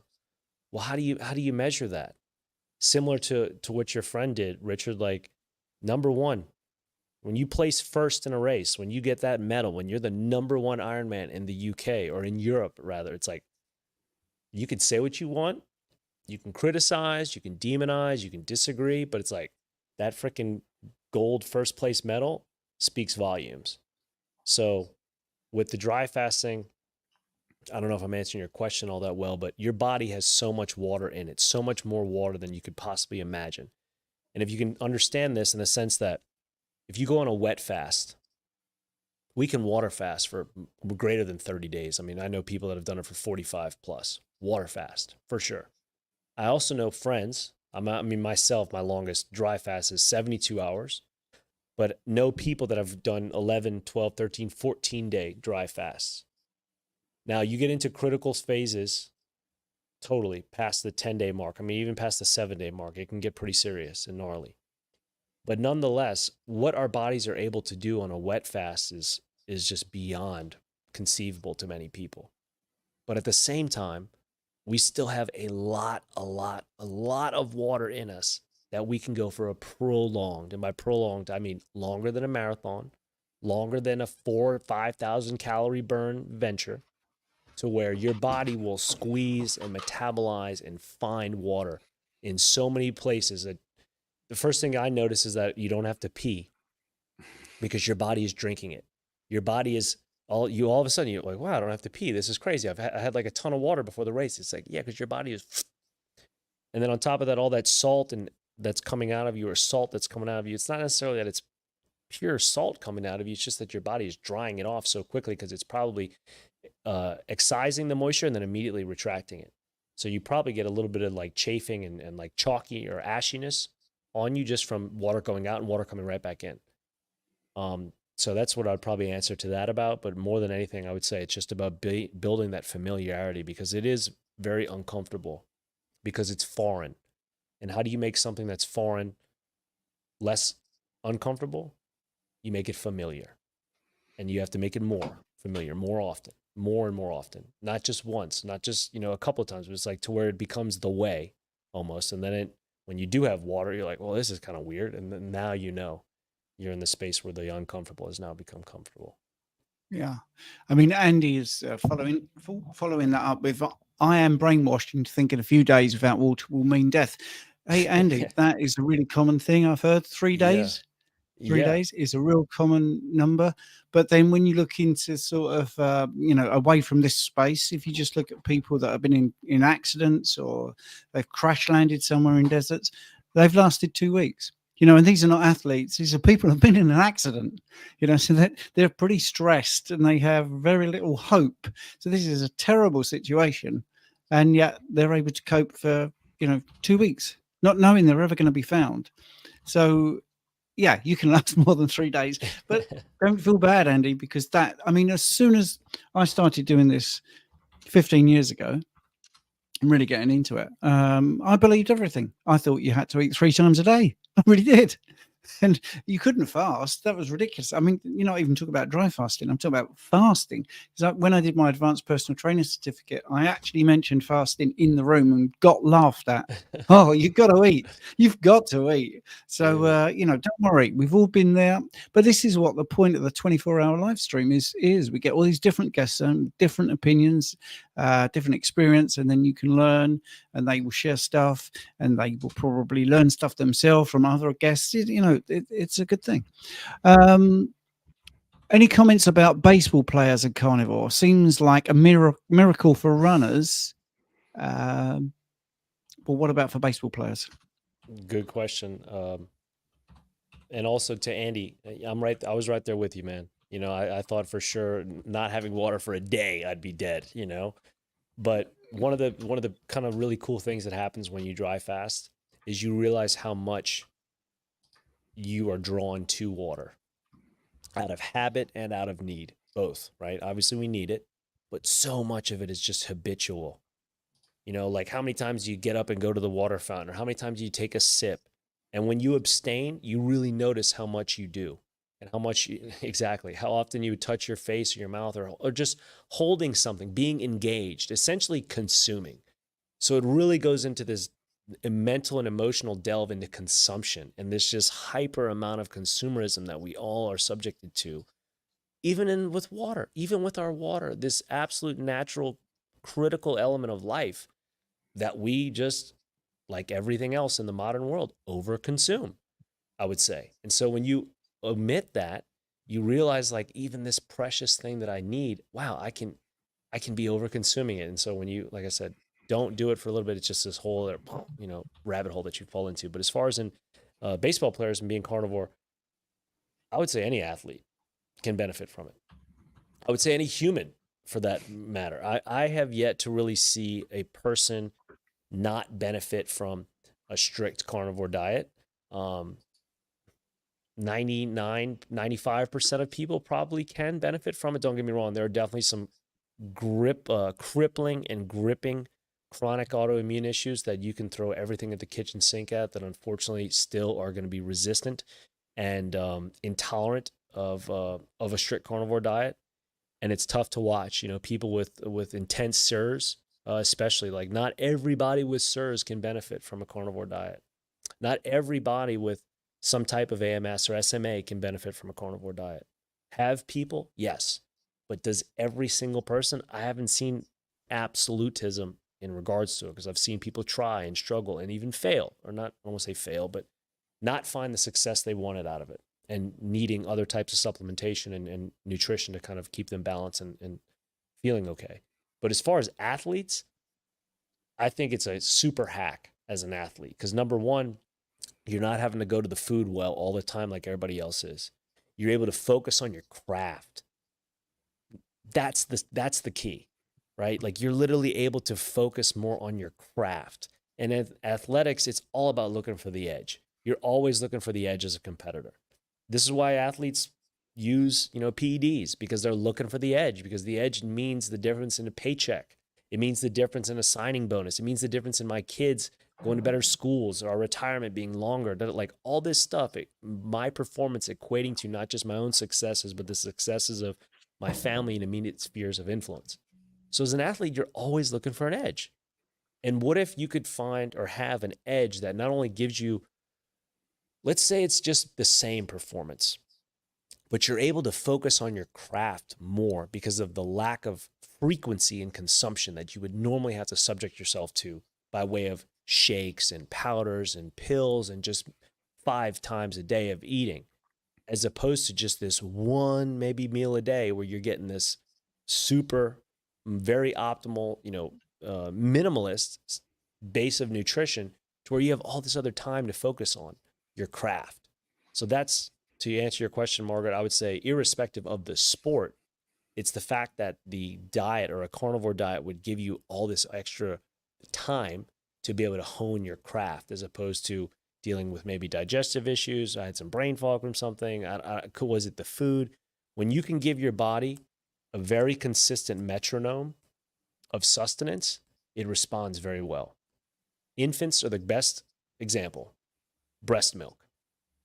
A carnivore diet, a strict carnivore diet, is essentially breast milk. Why do we have breast milk? Why is this miracle of mammalian evolution there? Because it gives our growing infants everything they need from a single source of sustenance. Single, one. Why? Because it's immediately utilized, easily digestible, and it has very, very, very minimal storage. And most importantly, because it puts the least amount of duress on the body. Infants on breast milk do not have the gas and disgusting bowel movements that they do once they get on green and orange jars, barring the mother is healthy and not taking down terrible things herself. But once we give our kids all these colorful jars, well, that's when the diaper duty, changes a lot. And it's like, babe, you want to do this one? Like, oh, you're not as excited there anymore, Dad. Like, well, she's got, she's not as healthy as we thought, or not as special as we thought. We are the same. We're very similar. And our hearts and our emotions go towards these other foods because they're colorful and they taste good and they make us feel good. They remind us of places and they're awesome. Don't get me wrong. But it's undeniable that if you want to have more digestive efficiency, if you want to have more, like I said, this metronome of just processing efficiency, metabolic processing efficiency within the body, you remove the variables. Many variables makes it very difficult for the body to deduce, okay, where do you go? Where do we store, use, or waste, store, use, discard, store, use, discard. And it's kind of constantly doing that depending on what's coming into. And then if it's all of a sudden, who's this? Where does this go? Store it. Who is this? I don't know. Put it over there. It's a lot going on. But when you can dial it into this one thing or very few things that have a very similar makeup, there's a lot of familiarity with there. With that familiarity comes efficiency. And because of that efficiency, the body is able to do what it does best, which is auto-regulate. So it's not about the carnivore diet healing people. It's people healing themselves, but the diet allowing it to happen. Yeah, it's a nice way you're talking, actually, and a few people are commenting on your mindset. I just want to add a little bit of a political slant on baseball players and professional players. Some players, if their team is sponsored by, for instance, corn, a fake protein manufacturer manufacturing protein from mushrooms, their top players might not even actually be allowed to go online and say, look, I'm having a steak. That it might be part of what is happening if the whole soccer team is sponsored. I'm actually speaking from some inside knowledge. So when you're watching a professional athlete and they're coming off the pitch and they're sucking down some Lucozade, they might not be sucking down some Lucozade. Okay, so it's in a bottle that says Lucozade, and if they are in adverts which says, before my match, I'm going to tuck into this plate of plant material, that might not be actually what's happening. All right, so too naive. Now there are some teams which are sponsored by people that have a big interest in animal products, and a lot of their players are carnivore. So it's out there. So we definitely know that top athletes, as Jake was saying, they're looking for margins. And I promise you, the management will want their players at the best they can be. They won't be saying, oh, well, we're sponsored by corn, so they're not going to have steak. That will not happen. Not in a multi-million-pound sport. Anyway, yes, money talks. I'm sorry, it does. It does. That's the reality. But I've had a few people say that to me. I was trained many years ago in my rehab by some guys that were quite at the top of the Premier League. So anyway, let's get into the next question. Real quick too, to say, there's the famous clip of Cristiano Ronaldo taking the press conference and pushing the bottle of Coca-Cola aside. It's genius, like an amazing move. Like he does it so with disgust. He sits down, he's like, and just kicks it over. He's like, I don't drink this shit, Yes. And of course, it's true. The media were all over that, saying that was terrible, shouldn't do it. Yeah. But the real people were going, isn't that great? Yeah, and he's again back to merit. Like you can say what you want about the guy, like him, hate him, whatever, but it's like merit. His age to perform the way he does is like clearly something's working pretty well. Yeah, and Dr. Kilt's here, so it's nice that he's enjoying other people's content. It's really good. Your body makes water in the process of fat metabolism with ATP, CO2, and HTO production and making proteins. Yes, which is brilliant. Dr. Kiltz, love you, man. Good to see you. Good to hear from you. And Andy's saying he's loving having his brainwashing obliterated. Yeah, we don't like anyone that's been brainwashed. So it's never ending. It's never ending. And for most of us, like you said, you talked about 15 years ago you started, Stephen, and even for myself or Rich, with you, think about how old we are and how much brainwashing, grainwashing, or conditioning 10, 20, 30, 40, 50, 60, whatever plus years. I use the metaphor of like turning a battleship around, to turn a battleship about its axis and go 180 degrees in the opposite direction. We're talking square miles to turn that thing. Square miles. We got to go, all ahead stop first, and then we're going to go hard to starboard or port, whatever, and then we're going to have to try to, change axis to go there. But it's a lot of momentum that has to come to a slow first and then gauge into that starboard turn. And it just takes a lot of time. And that's what, I think it's very difficult for a lot of us to conceptualize. It's not going to be a light switch because you're going to be arguing with everything from your upbringing, from what you grew up around, what kind of culture you come from, your religion. Like that's going to be a big hurdle for a lot of people because your feelings are going to tell you everything and your emotions are going to try to argue with them. But if you can, in the moment, realize that feeling is understanding, everything else is an afterthought. Absolutely. It's brilliant. I like this question from Nick. It's funny how people focus on that period of time when you were vegan. But anyway, did eating that way, vegan, for 14 months adversely affect your health in any way? And if so, what were the symptoms? Definitely. Great question. Yes, the toilet paper budget was substantially higher than normal. And the bowel movement frequency was, again, also substantially higher than normal. You know, I was a vegan athlete.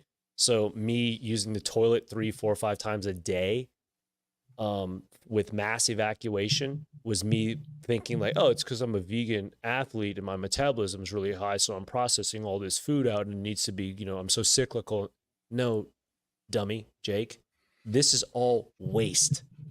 Everything your body's trying to tell you and saying like, all this foliage and colorful whatever that you like and tastes really good, which it does, like no doubt about it. That's a fact. That's in my opinion. It tastes good. But the body showing me all of this is waste means that for it to extract those nutrients, it had to go through all this work. It had to break down all this extra stuff. It had to take more time. It had to be stressed, you know, unnecessarily to go, okay, we're just going to take this little guy here. That's all we need. The rest of it, we don't want. That's brilliant. And I didn't have that aha moment until I was a carnivore, and of which I've gone up to like 11 days without a bowel movement, or 12, I forget. And people are like, dude, that's crazy. You're sick. That I'm like, I mean, for me to go 4 or 5 days a week without one, totally normal. And that happened within the first 30 days on the diet. And I was like, what's going on here? I was like, it's because I'm totally absorbing all of it. There is no discard. This is total utilization. And then it was my like thinking about when my godchild was born and changing her diapers. And again, it was like, you know, when our kids are just on breast milk, they have like these little ghost poops, and it doesn't smell the same as, you know, differently in life. I know we're talking a lot about poop. People will probably like, God, what is with this guy in the poop? It's a great sign. It's a great communicator. It's a great clear indication of the body state and health of what's going on. And that for me was, like I said, a big aha moment. And so, yes, adverse health effects, too much pooping and too much money on toilet paper. Brilliant. Now we've got a sort of surprise guest who's popped in. Do you know man. Robert? Yeah. What's up? What's up? Yeah, I'm not in my normal studio, but I'm at the house, so I'm glad I could pop in now. Good to So see you, just man. for the audio people, Robert Sykes, Keto Savage has popped in. We booked everyone for 45 minutes. Jake's done brilliant 45 minutes, but I thought it would be nice to get these wonderful people together to see if they can have a little bit of banter. So Robert, yeah, how do you know Jake then? Jake and I, we're actually just on. I was on your podcast last week, but we've known each other. You've been on my podcast twice. We've known each other for 3 years now, 4 years now. Yeah. He was one of my clients at one point, and then we met for the first time in person at KetoCon a few weeks back. So just a big family reunion right here. Yeah. And I've been a fan of Rob's ever since I heard about him. His book, Ketogenic Bodybuilding, is, I'd say, one of the top, if not the, in this space, and somebody that I've looked to as just being very knowledgeable and consistent with his message and what he knows about, especially ketogenic bodybuilding. It's top-notch stuff. Appreciate it, man. I just came to listen to you talk about poop personally. Well, I want to say you something. can relate. This, right? A recent father too, you know, can relate, right? Like what breast milk, stools, and bowel movements are like compared to when different things get added, and like you see it in the rashes and the irritation and the changing of like what need kind of swaddling and whatnot needs to be done. Yeah, I mean, our kid, he just turned 2, and he's been straight up keto carnivore since the beginning. I mean, all throughout Crystal's pregnancy, she was eating keto carnivore, and he's only eating real food. So like, we're not going to be feeding him any of the stuff that comes out of the baby food aisle. I'll just put it that way. Brilliant. It's the only way to do it.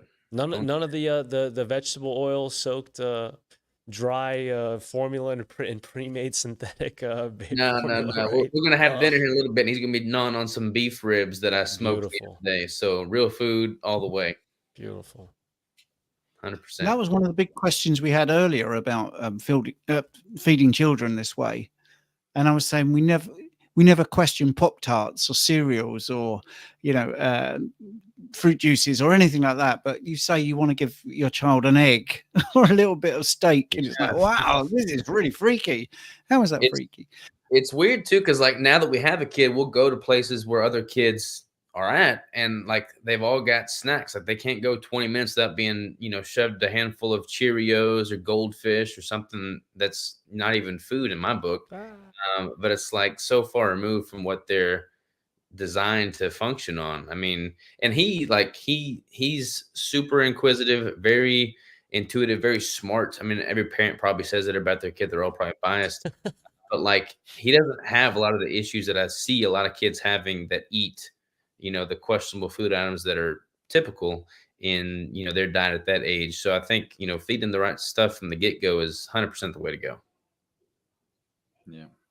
Absolutely. And I'm going to plug your keto bricks as well, which are a genius thing. Oh yeah, for Last year sure. on this 24-hour live stream, I had them as my secret crutch of food. But I mean, I showed people I was having keto bricks. And this year, I forgot to get some. And within 6 hours, I was like, oh, biggest mistake of my life. I just I dropped the ball. I should have sent you some proactively. I ate one earlier. Speaking of food that kids eat, he eats a whole bunch of them.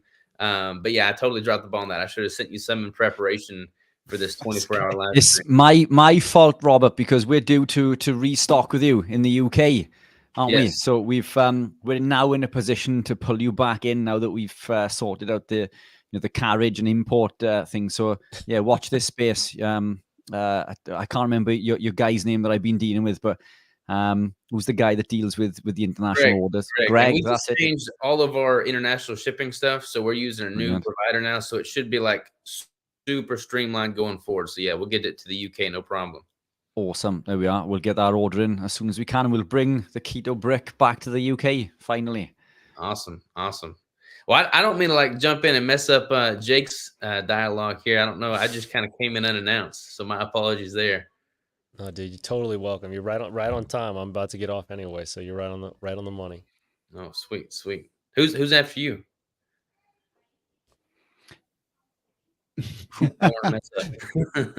Look, I've just found a question actually that has popped up, which I think you might have inspired here. Is intermittent fasting safe for a breastfeeding woman without affecting supply? Yeah, I would say, I mean, my wife was intermittent fasting throughout her pregnancy. I mean, I would never recommend extended fasting while nursing or breastfeeding, but like intermittent fasting, just kind of eating as is natural with a ketogenic, low carb, high fat diet. I mean, that's going to come with the territory anyways. And her supply was never an issue. I will say this though, if you are a keto and you're breastfeeding, you may notice that your quantity maybe a little bit lower, but the quality of that milk is superior. So the infant doesn't likely need as much quantity. So that's something that we noticed with her breastfeeding for sure.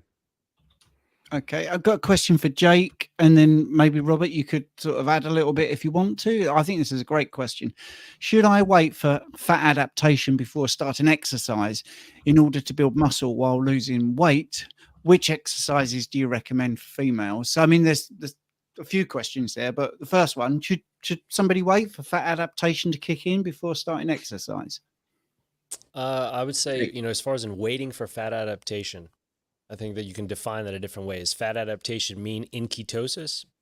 Some people would say yes. I wouldn't say not necessarily, because you can get into ketosis quite easily and not necessarily be fat adapted because you don't actually have familiarity with it. So just because you're metered in ketosis doesn't mean you are mentally fat adapted. You don't know necessarily what it feels like, what your body's needs are, what your energy levels are like, what you're able to draw from as far as in the well. Some people find their explosive performance isn't the same when they first get into that fat adapted phase. Could be true, but I think it takes time. It takes more familiarity to grow into it. That's on one side. The other side of that is I love trial by fire too, and kind of learning it the hard way and trying to figure it out the hard way. But I'm very much someone that relies on the meter for ketosis. And I would say to the majority of keto dieters, and by majority, I would say greater than, I think, 90% of keto dieters are never actually in ketosis. They find success through removing processed foods and, simple and complex carbohydrates and sugars. Sure. But actually being into ketosis and having it digitally verified and then being able to kind of understand your own fat adaptation is a much different question. And as far as in building muscle, I mean, you got the keynote authority in the world to be able to tell you all about that for sure right here. I pretty much just echo what you said. I feel like I'm more of a rip the Band-Aid off kind of guy as well, So like if you're not yet fat adapted, you remove carbohydrates, you're going to be registering ketones relatively quickly.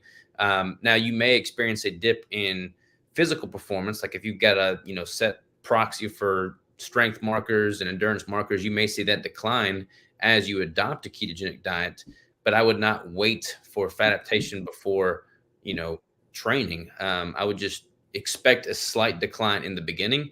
You're going to notice the cognitive benefits relatively soon. You're going to notice the probably a reduction in inflammation relatively soon. You may notice it takes 6 months or better to kind of hit the same numbers from a performance marker that you were with carbohydrates, but I would not postpone training until you've become fully fat adapted, because training as you become fat adapted is going to improve the efficiency at becoming fat adapted. And then from a what exercises do I recommend for female standpoint, honestly, the same things that work for guys. Like we're all the same species. There doesn't need to be this massive disparity between the types of movements for males or females. Like a squat is going to work well for both males and females. Just going back to the basics, primary compound movements, you can't go wrong there. Implementing progressive overload, training with intensity, giving your body ample time to recovery. Make sure that you're consuming enough protein and calories to build lean tissue is key, but all those rules are going to apply regardless of your sex.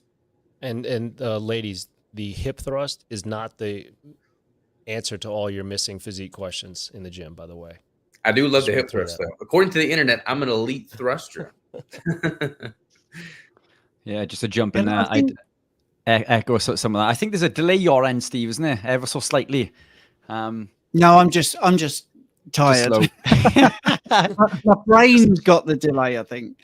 All I wanted to say, Rich, was I was actually going to address this at you, and I'm going to be a bit more basic than the guys. If someone came to me as a coach and said, I want to start exercising, and I said, okay, let's wait till August. That's not good. That's raining on their parade. If someone says, I want to start exercising, when's best, now or next month? I'll be like, let's do it now. Let's get you moving. Because I think once you're in a mindset of starting to exercise, that sounds like someone has never exercised before. So you don't want to give them reasons to not do it. I would just grab them and just get something done, just to get them into that habit while they're actually asking you. That's one thing I would say anyway. Yeah, I agree. And just to add to that, I mean, it's differences in terminology in regards to fat adaptation. We, as a species, we are fat adapted. It's just coming back to that natural state. But I think where people confuse it is that keto adaptation, where we have the ability to utilize beta hydroxybutyrate at a higher rate, which does take time and it's different for everybody. But we can do that through training. High intensity training will upregulate the monocarboxylate transporters and our utilization of beta hydroxybutyrate through BDHA, Cat and Scott. So I would say jump straight in. Intense training, HIIT type training is the best initially to upregulate those pathways and enzymes. And as we've mentioned a few times over the last, I think, we're on 14 hours now currently. So the brain's starting to waver a little bit. I'm sure we've mentioned it once or twice. The monocarboxylate transporters are the same pathway that utilize hormones. So it's a net gain all around. But certainly you shouldn't be putting off training. And I think as Robert said there, training will upregulate those systems and pathways. But in regards to adaptation, it can take an awful long time to be keto adapted, because initially we waste many of the ketones as acetoacetate and acetone.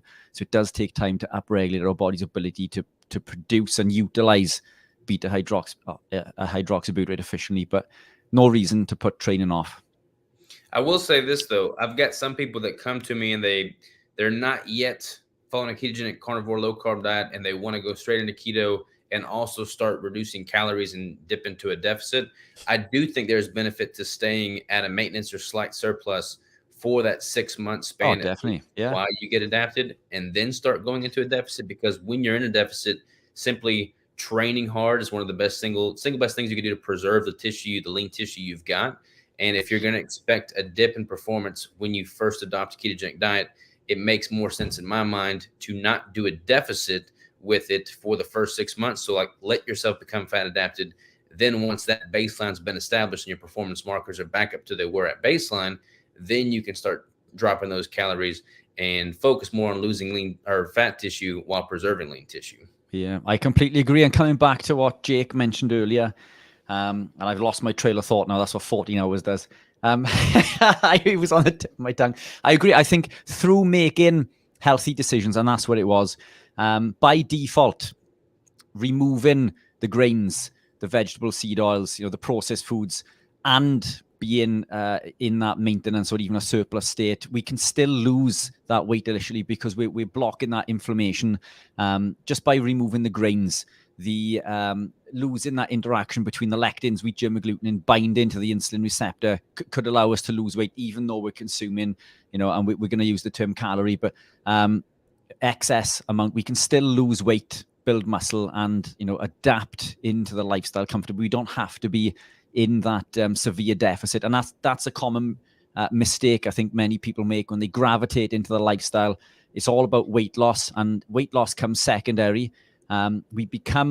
We lose weight when we become healthy, and it's not the other way around. The weight loss is a side effect, if you like, of being metabolically healthy. And first and foremost, those are the things that we need to address. Get the diet right, and by diet I mean nutrition, and everything else will follow. And I love this question. I mean, this is probably Jake Street particularly.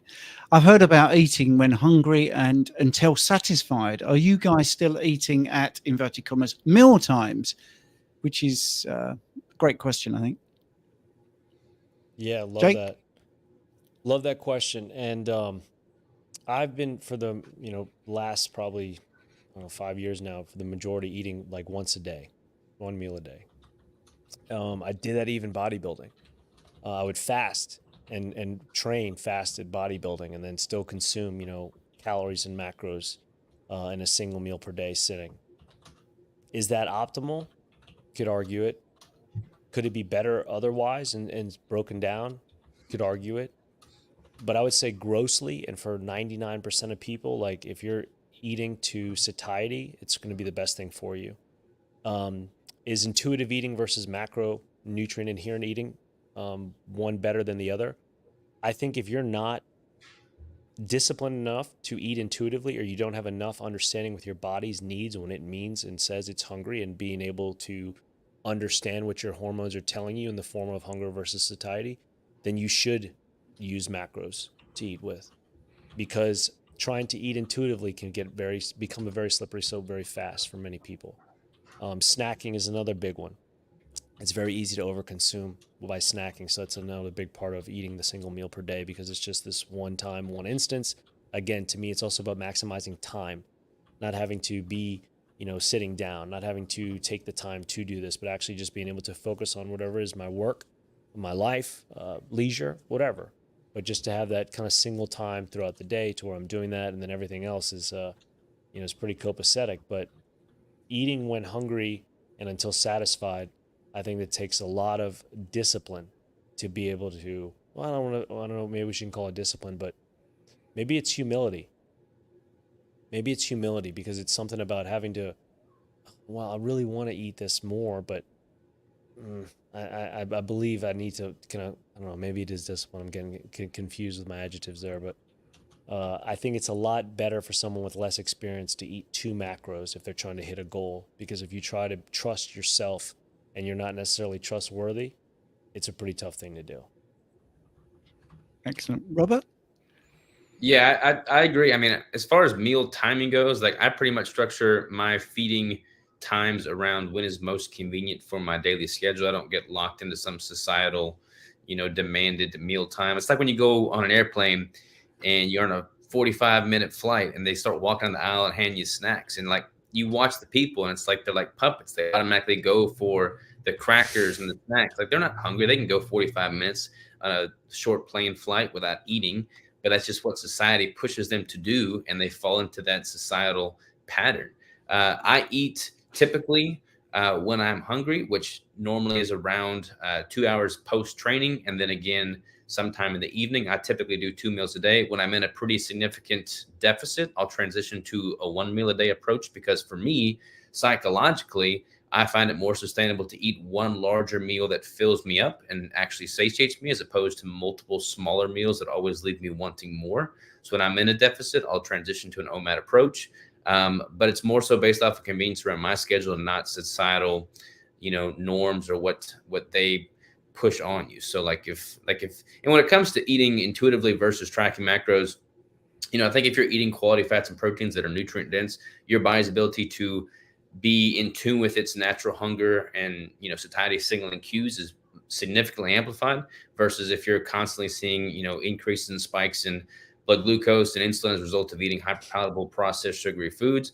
However, it is not intuitive to drop body fat drastically. Like when I'm in a competition prep, I am pushing past the point of hunger. If I was to intuitively eat, I would stay at a rough homeostatic body composition. But I'm trying to get beneath that. So I have to push past that point of intuition, in which case I am tracking everything. And a lot of people that have chronically under-eaten their whole life, their metabolism is significantly depressed, and they would benefit from a strategic time of almost force feeding to upregulate that metabolic effect. And that would in turn increase their hunger. So sometimes you have to push beyond intuition. But I think as far as eating intuitively goes, doing so with a, ancestral based, high protein, high fat, ketogenic carnivore diet is certainly easier to do than a standard American diet. Brilliant. And that's the hour. So that's fantastic. We're going to get rid of all the testosterone now, Richard. So thanks very much, Jake. Thank you very much, Robert. We've got our next guest waiting in the wings, the lovely Pim Jansen, who's going to talk about addiction and how to control those things. So you guys have been brilliant, absolutely brilliant. And hopefully we'll meet again soon. Thank y'all. Appreciate you letting me jump in, Jake. Good to see you. Pleasure. Good to see you, man. Cheers, gents. Thanks, boys. Take care. Thanks very much. See you, Jake. Thanks, guys. Take care, man. Y'all too. Bye. Yeah, that was awesome. So, here's Pim. Hi. Hello. How we doing? Good to see you again. Nice to see you too. Thanks for inviting me. I'm really happy that you're doing this again. It must be a toll on your bodies to do this 24 hours. Yeah, what was really interesting is what I'm finding is there's so many times I want to talk, but we only get the guests for an hour, and they were talking about hunger and listening to your hunger. Well, I was going to do a fast today. That was my decision. Just makes life easier. And we talked about eating intuitively, as you heard, as you was waiting in the wings there. And by 6 hours in, I thought, I'm hungry. I'm going to eat. So I think that is a good thing to do, to try and, be intuitive. But anyway, for people that don't know you, Pim, can you just give us a little bit of an introduction to what you do? Well, I'm helping people with emotional eating or food addiction. I call it carb addiction because that's usually what we're addicted to. I have a background in nutrition. I'm a biomedical scientist, and I'm also a former sugar addict. So what I want to help people understand is that an addiction is not a disease. It's not something like the AA is talking about. It's not something that you inherently are. Everyone has this pre-programmed into their nervous system to want to do anything that is addictive, basically. So what we can do is we can actually change that by rewiring the nervous system, rewiring how we are thinking about cravings and these foods. So we don't actually have to live with an active addiction our whole lives. However, it's possible to go back and restart an addiction. But I am all for living with non-abstinent recovery, if you want to call it recovery. So that's kind of my message, is that you don't have to fear these foods that you're addicted to right now. You can actually learn to become a moderator if that's what you want. And I mean, we can discuss the definition of moderation. I'm not talking about eating a little bit every day. but it's possible to have some of these foods at some times without falling back into the addictive behaviors. You see, now this is why you're on, because this is fascinating, because most people are one or the other, aren't they? So they're moderators or abstainers. But you're saying there's a halfway house. Is that what you're saying? Yes, but let me define that when I say that. I do think I lived several years with just eating sugar in moderation. So I was planning. Sometimes it was maybe a couple of weeks apart. Sometimes it was a month, more, maybe more. And going from being an addict to doing that it requires a lot of energy. It requires me to have a look at God, that's distracting. No singing. It required me to really go in with intention and be prepared to have cravings and deal with those cravings when that was done. Then I decided to, because I did this because I wasn't ready to completely give up sugar. But then I decided to, I'm going to have a whole year without sugar, see what happens when I'm eating sugar again. And this kind of paved the way for me not really wanting it. Now I have it, I don't even know, not very often. But if we go out for a meal, for example, which happens a few times per year, I'm just eating whatever's on the menu. And I'm not even thinking about it. It doesn't create any cravings. It doesn't make me fall back into any bad habits or addictive behaviors. I just don't sit and do it at home all the time. So that's what I mean with moderating. You can do it every now and then, but I think it's too much work to do it every week. You can learn to do that, but I don't think it's worth the effort. Cool. Now, I'm sorry I put that up there. I thought you needed a smile. So what's this about singing then? What's that about?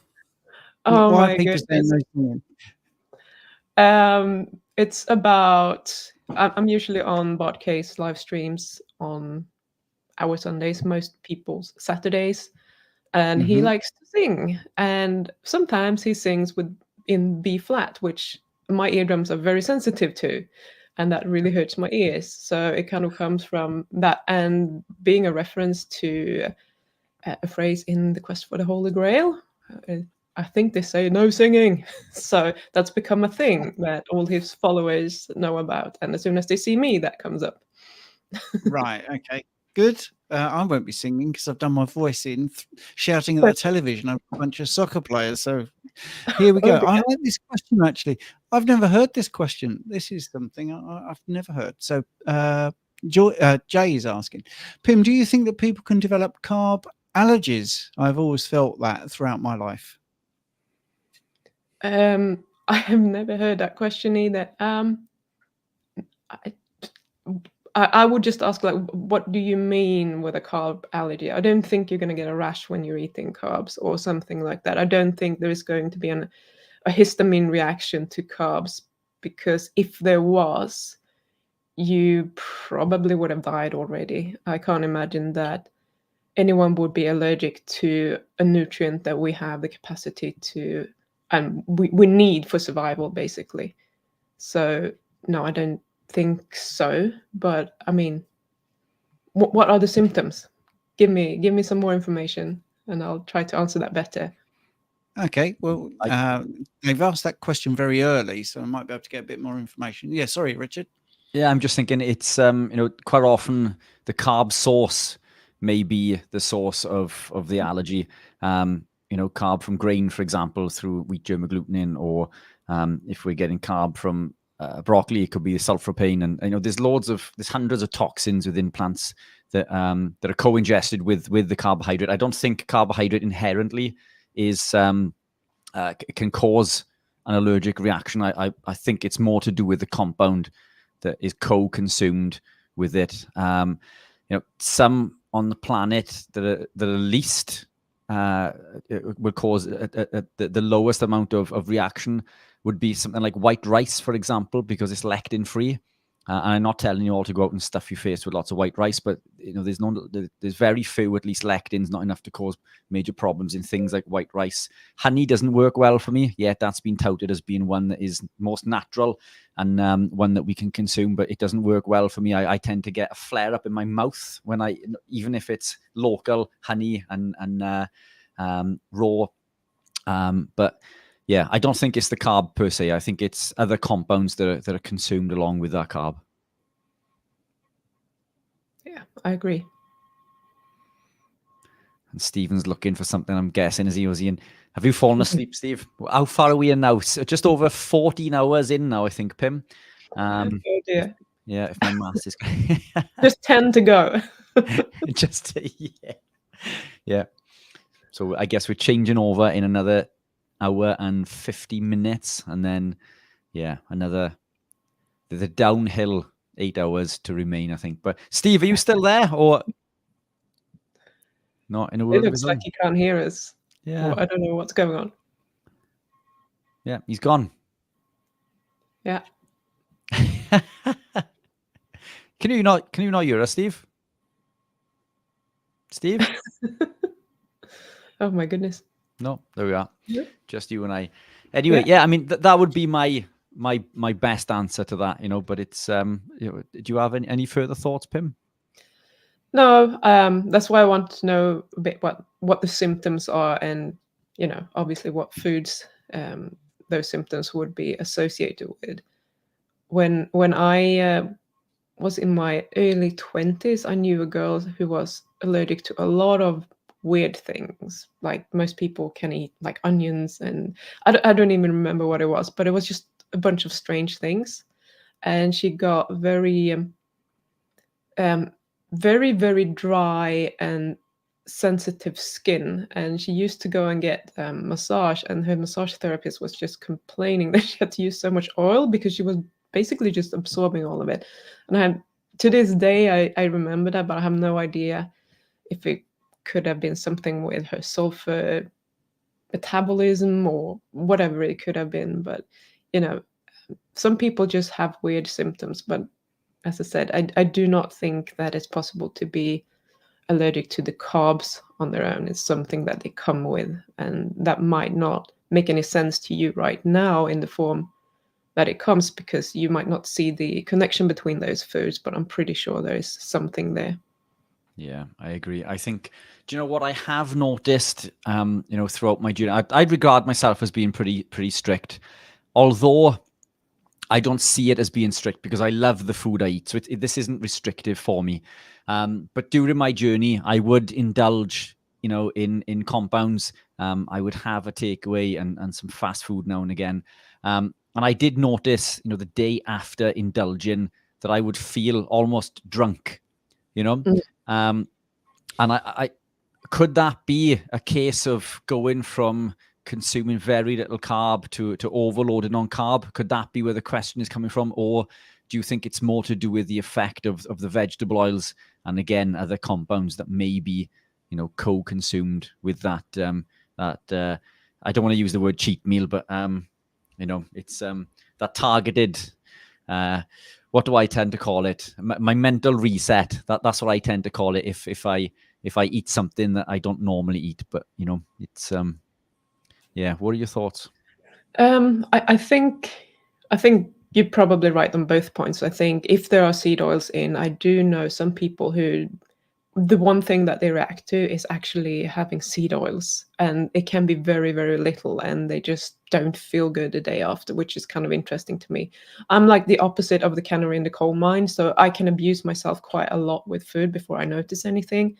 Whereas we have to look at, I'm looking at the people that are super sensitive to everything, and I'm taking their knowledge and apply it to myself, because if I was just eating, I wouldn't notice anything until it's gone too far. So, but also, when you're not eating any carbohydrates, there is no need for your body to produce and have a lot of insulin ready. So if you all of a sudden go out and have a binge eat on carbs, it's going to take a while for your body to start upregulating and releasing enough insulin to take care of that. So I imagine that part of that not feeling optimal the next day is that you've been on a blood sugar roller coaster and your body is wondering what the actual F is going on here, and that's causing it. I can absolutely have something called a sugar hangover, but it requires me to eat quite a lot of carbs to get there, and then I get really, really tired. I get a cotton brain, like brain fog, and I generally get a headache as well. And that does not always appear on day one, but if you continue 2 or 3 days, then I will have a headache for several days. So I know it's coming, it's just not immediate with me. So it took me a while to learn that lesson. Yeah, snap. And I'm the same. Do you find that the carb source has different effects? So, whether it's come from bread, for example, or whether it's come from, another carb source, do you find that the source of carb would affect you in a different way, or is the effect the same? That's a very good question. I think like all carbs affect me in terms of the next day. If I'm eating a lot of carbs, or not even a lot, if I'm eating some carbs, the next day I'm always hungrier. It doesn't matter what the carb source is. But if I have been eating sugar, or as you say, bread or pizza or something of that kind, probably because of the blood sugar rise, I am much more likely to feel very tired and fatigued, and I'm more likely to have headache.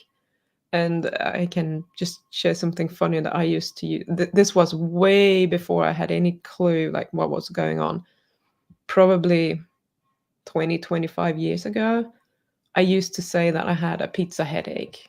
Like I knew I could get away with eating 2 slices, but if I had 3 slices, I would get a headache every single time. It was like clockwork. So if I was ever having pizza, I'm like, I have 2 slices because then I can get away with it. 3, no go. And I could eat the equivalent amount of bread and so on. But if I had something like sweet potatoes or other starchy vegetables, that wouldn't necessarily be a problem. Sometimes I've had a lot of headaches in my life, so it's hard to kind of suss out what's causing what, but I was a lot less likely to get it anyway. Yeah, snap. I'm a big long-term sufferer of chronic migraines. Living this way has massively improved. I used to suffer with migraines every day, for which I was on 3 different medications for. Crazy. I'm medication free now. I still get migraines. And again, same as you, I'm still on this journey to try and establish all of the triggers, because I think that there are more than one. Excess sugar consumption is definitely one of them.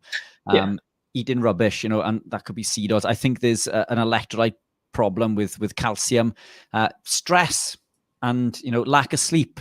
I'm self-employed, so stress and lack of sleep come hand in hand. So you're constantly fighting all these things, But it's been a journey for me to try and navigate down this road of different causes. But coming back to the pizza, I think the pizza is probably one of the most unhealthiest foods on the planet, isn't it? And it's not even a food, really, if we're going to categorize things, but it's high in wheat germ agglutinin, it's high in carbohydrate, and it's high in oxidized omega-6.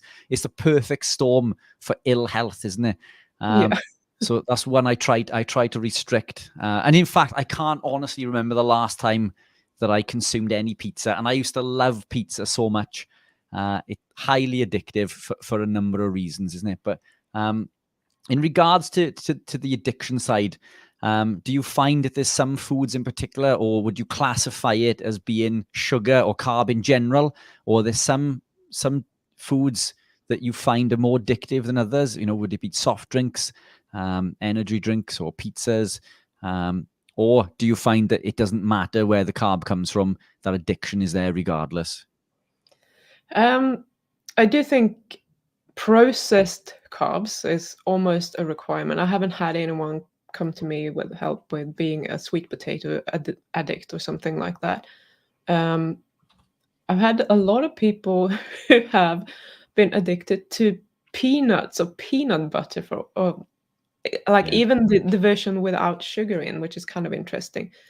But other than that, usually it's either sugar or it's savory. And if it's savory, there is usually a bread component to it. So it might be pizza or bread. Sometimes potatoes, like in the form of chips. specifically. I've never heard anyone say, "Oh, yeah, I need my baked potato every day." It's always chips. So I think, I mean, they do say that you're not addicted to carbs. You're addicted to the combination of carbs, fat, salt, sweet, like all like the perfect storm, basically. But I don't think that is true for everyone, because I'm definitely a sugar addict. I couldn't give a shit about pizza, honestly. My mom was lazy. She bought me pizza several times per week when I grew up, and I don't really like pizza. I think I got traumatized as a kid. But sugar is my thing. I used to eat brown sugar with a spoon, and that would do it for me. So I didn't need any fat in there. But in general, most people would probably be drawn to things that have both fat and carbs. So we're talking about the pizza, the chips, cheesecake, donuts, that sort of thing that has like all the components. That's probably the most addictive foods, I think. But having said that, I just want to add that sometimes you can, because the addiction is formed from this neural pathway in the brain where you just seek out some food that will give you a lot of like dopamine so that you feel good. And following through with it, like once this pathway is created, you just want to pop some food in there. So if, let's say, you are locked into your house, you don't have any pizza or ice cream, what are you going to do? You will look for other foods. I had a problem with salami for a while. I just started eating salami every evening. And then I started craving salami. It was quite easy for me to cut it out, but I needed to notice that, okay, this is actually a problem. Some people can get this with some fruits, like bananas usually, or sometimes something that is like really sweet. Watermelon, that would probably be a trigger for me. I can eat blueberries, that's not a problem. But some fruits are more of a problem for some people that already have a food addiction. It's like we just want to pop anything into that habit cycle to fulfill it, and which will make us feel good. So I don't think that anyone would necessarily develop an addiction eating bananas, but we can use them as a substitute. And in the same way that if we quit smoking, we might start eating sugar. If we stop eating sugar, we might start drinking alcohol. We just want to fulfill this habit cycle and start feeling better and get that dopamine hit. Was that a good answer? Yeah, spot on. Excellent. I just want to apologize. I had a tech issue. We figured. I wasn't running off to eat carbohydrates. We thought you were just being rude. Well, I have a question that's come in. I'm not sure, Richard, you can see the questions that are coming in. So no, I can't. I can't. can't. No, I can. No. So I do apologize. I don't know why that is, but so this is the question. I am dealing with binge eating. I can't do no moderation. My doctor put me on GLP-1 drugs. She said that my brain doesn't recognize satiety signals. Is it true I can overeat even on a carnivore diet? Any advice? Okay. So sometimes, okay, I don't like any medications. Let's just start with that. Like they can mess with anything or everything. It's really hard to correct your own body signals when you're having some sort of input from any type of medication. In terms of like, I can't do no moderation. Does that mean that you can't? You can moderate, or you can't, or you need to moderate? It's a double negative, isn't it? Yeah. Yeah. I'm like, what does this actually mean? Let's say that you can't moderate. I'm going to take it as, since you said it, you can overeat even on carnivore. I don't like saying that you can't do anything, because in the end of the day, what you can or can't do is all decided by you. Like you could just stop putting things into your mouth. It's not like some alien is taking over your body and just puts it into your mouth. What you're dealing with is maybe an overwhelming feeling of desire for eating, and even if those are carnivore foods. Now, do you want to stop doing that or don't you? Like there is a way for you to stop doing that. And the way that I'm teaching people usually is that to deal with the feeling, which is the craving in this case, or the desire or the urge to want to eat. And I think we spoke about this last year, but basically you just feeling what that feels like in your body, because there is a sensation in your body that you get, which is very, very uncomfortable. And it can make some people want to like creep out of their skin because it's so uncomfortable. And as soon as you eat, you get rid of that feeling, which is then giving you even more dopamine, and that feels really good. So if you can learn to be okay with just feeling that way and not eat as a result, you will feel a bit uncomfortable in the beginning, but this will start to fade fairly quickly. So if you really want to stop overeating, just embrace that feeling, allow yourself to feel like that for every single time if you can, that you feel the urge to eat, and do that for several days in a row, and you're going to notice that the urge to eat is going to be less and less intense as you go along. And eventually it will go away. But it is a commitment that you need to make. Now, every time you do this, you're training your nervous system to react in a different way, which is what you want it to do, because you want to change this habit loop into not responding to that urge to eat. But you need to practice this several times, because imagine how many times you've been practicing your current habit of responding, probably many, many thousands of times. So you need to slowly start building up an alternative pathway so that you can start reacting like that without having to think about it. But that takes time. And as I said earlier, just like 10, 15 minutes ago or whatever, in the beginning, I just didn't want to give it up. And I just continue doing it every now and then, not too often, but it requires a lot of effort. It's taking me several years to get to where I am, but for the last 2-3 years, it's been easy most of the time.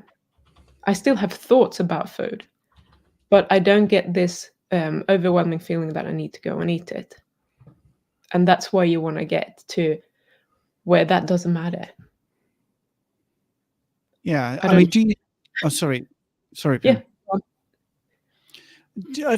There was a question. It just seemed sort of the right moment to add it there. So, do you think the idea of carnivore recipes for things like pizzas, lasagnas, and ice creams is a good idea to help people with sugar cravings? Because this person, Mike, is thinking it makes things worse because it's so close to the real thing and possibly keeping those cravings alive. Yes. I overall, I agree with Mike 100%. I think it's cool to have those alternatives if you want to do something. But if you have, like, if you need to do it every day or several times per week to be able to stand the diet that you're on, there is a problem there. Either the diet isn't right for you, or it's like you're holding on to that addiction and you're trying to substitute it. And I did this for many years. I was keto intermittently because every now and then I would just fall off and I would binge on all the carbs that I could just get my hands on. And this was the first time that I actually started binging on things. I hadn't been like binging on things before that, but it was just this eating all these keto treats and trying to substitute, and none of that was actually satiating to me. It didn't scratch the itch that I had because it's not real sugar. So when I made a decision that this weekend I'm just going to eat carbs because I missed it, I would go and buy all the things that I could potentially want and all the things that I usually don't even want, but I would just have them, and then I would eat all the stuff until it was gone, which usually were several days because I can't eat that much in one go. So I think this, if you are dependent on having carnivore pizza and carnivore ice cream and carnivore this and carnivore that to be able to be on a carnivore diet, you're still living with that addiction and you're just trying to mask it, and it's going to become a problem for you at some point. It might not mean that you do what I did, but chances are that you are going to fall off at some point and it's not going to be pretty. So by all means, if you do this just the way that I'm eating out every now and then, if you do this once a month or whatever, not a problem. If you want to spend the time making all those things, which are very time consuming, go for it. But not several days per week. I think that's probably a problem for most people. Yeah, that's the thing. I mean, I offer a meal plan, and I deliberately don't do those sort of fake things. A couple of people have asked me in the chat about that. But one thing I did try was a carnivore lasagna, but that's nice in its own right. It's not trying to mimic, it's just a name because it's layered. It's bacon with ground beef and bacon and ground beef and cheese. It's great. So I just called it carnivore lasagna, but it's not trying to be lasagna. And I think that maybe I made a mistake with the name, but I couldn't think of a better thing to call it. Do you feel that just getting away from the actual practicalities of food and getting more into the psyche, do you feel that people blame themselves and become a failure and give up almost because they just feel like, oh, I can't do it, it's too difficult? Or do you think it's an outside influence of other people trying to convince them that they shouldn't be doing carnivore and therefore come over to the dark side and have the carbohydrates? What's the most common thing you encounter? The first one, definitely. There is a lot of self-blame, self-loathing when people are not doing what they say that they're going to do. And just literally this disaster thinking that I can't do it. What's wrong with me? Why can't everyone else do it? And it's like those thoughts are going on repeat over and over again, and it just keeps you stuck where you are rather than looking at the things that you have done.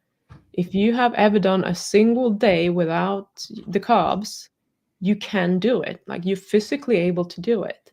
You just need to string more of those 1 days together, one after the other. It's not about what's like, if you let the past shape your future will look exactly the way that your past looks. So you need to start changing something, and the thing that is most powerful and the thing that you actually have control over is your thoughts. And it might not feel like it because I think you have about 60,000 thoughts every day. So there's no way that you can choose every single thought that you have. But what you can do is that you can choose in what direction you want your thoughts to go. So those self-loathing thoughts, they are going to come up, but you don't have to pay any attention to them. You can just redirect that to other thoughts. Yeah, I know that I can do it for 1 day. Let's see if I can do it for 2 days. I have the tools that I need. You can just focus on the things that you have and the things that are going to help you make that change. And that is going to make it so much easier. In terms of other people wanting to influence you, I find that is usually like step 2. People come to me with the addiction where you have the self-loathing and all the thoughts about yourself being pretty much useless. Once you get over that, it's like your brain is looking for something new, and then it's like, oh yeah, but this person and that person and so wanted to bake me this cake, and they only made it because they know that I love it and I don't want to disappoint them. And it's just like a new stream of excuses that you can use to eat. So your brain will always look for things that it can use for you to continue the behavior that feels very comfortable to you without any effort. So that's kind of step 2. That's why I don't see it as often, but most people get to it at some point.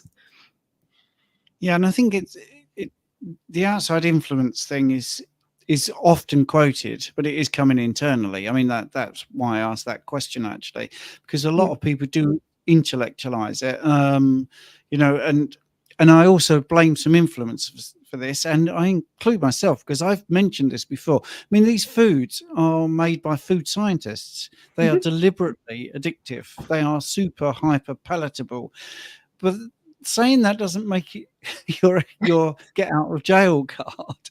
But they do use that. I mean, do you find that it is difficult because there is a sort of grain of truth in that there are a gang of scientists deliberately trying to make you addicted? Yeah. Do you think there's any validity to that? Yes, absolutely. I mean, that it's 100% true. There's a reason that they have food scientists. They get people in for food focus groups where they taste the food and then they rate everything, like how enjoyable it is, how much they like it, blah blah blah. And they're looking for the thing that people react to the most, that most people will get hooked on, and then they produce more of that. So that is the whole purpose of creating those foods. But like, even though it's not your fault that you get addicted to these foods, it's your responsibility to get out of the addiction if you don't want to be addicted. You can't expect them to stop producing these foods because it's making them a lot of money. The only thing that you can do to counteract that is to not buy that shit.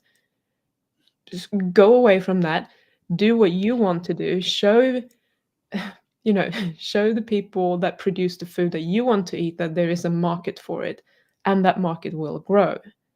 So you can blame them all you want, but it's not going to change anything, and it's not going to help you in any way.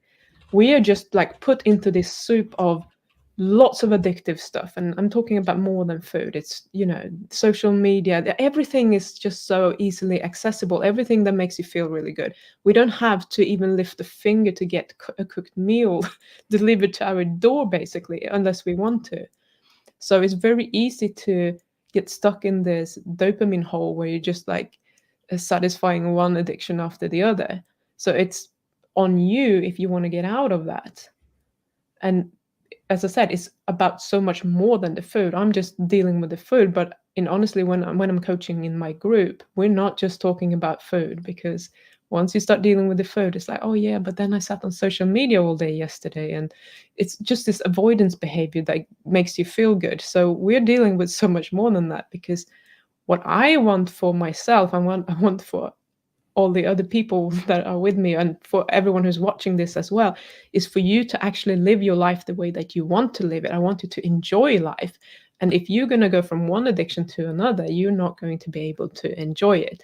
So we need to stop blaming other people or the companies and actually create the reality that you want in your life. It's like, I don't give a shit about those things.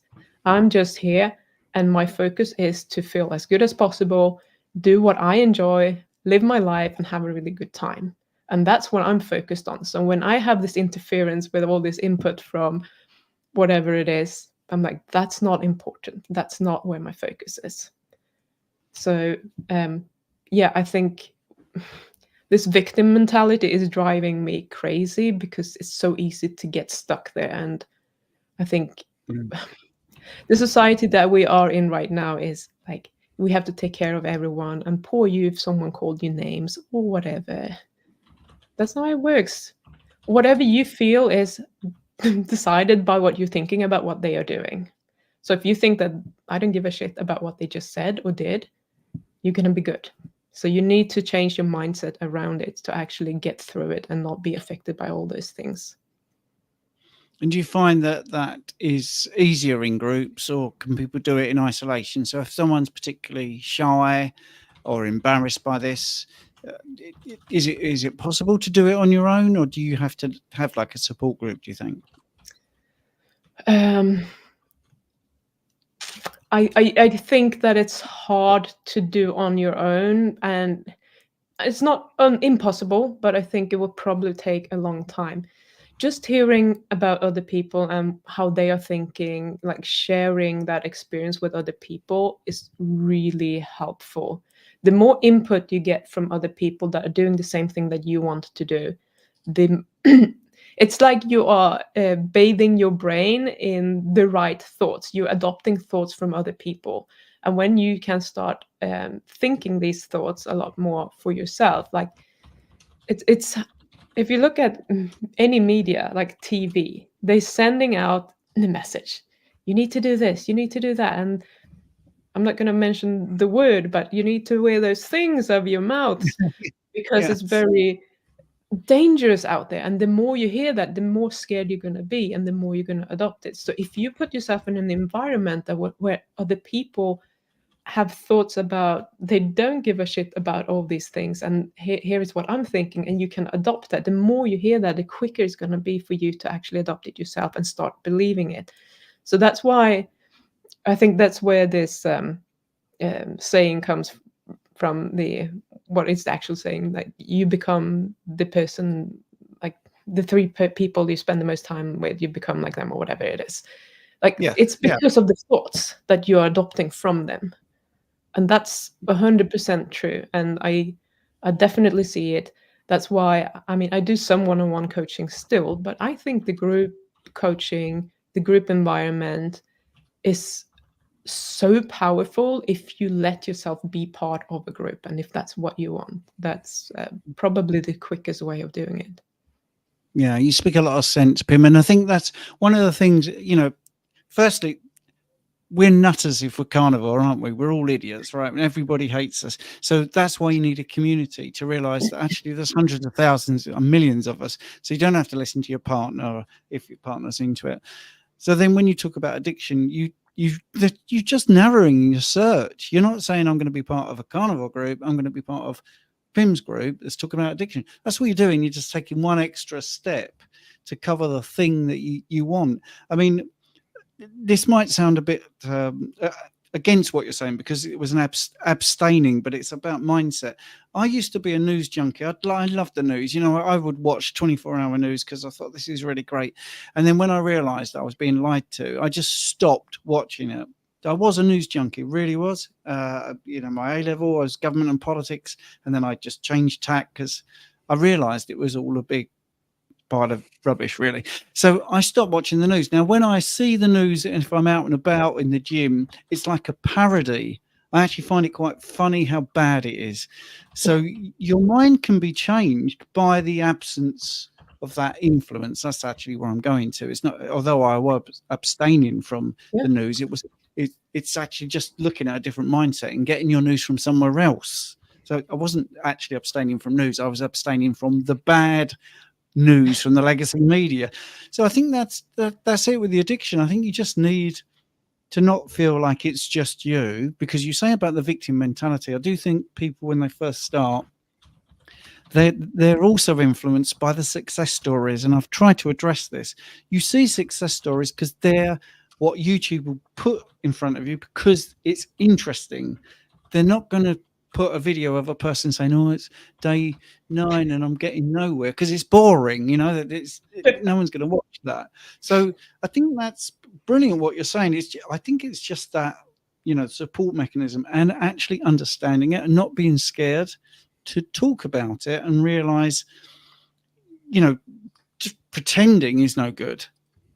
Saying, right, I'm not going to do that ever again. And then when you do it, getting guilty, because that's the cycle I see.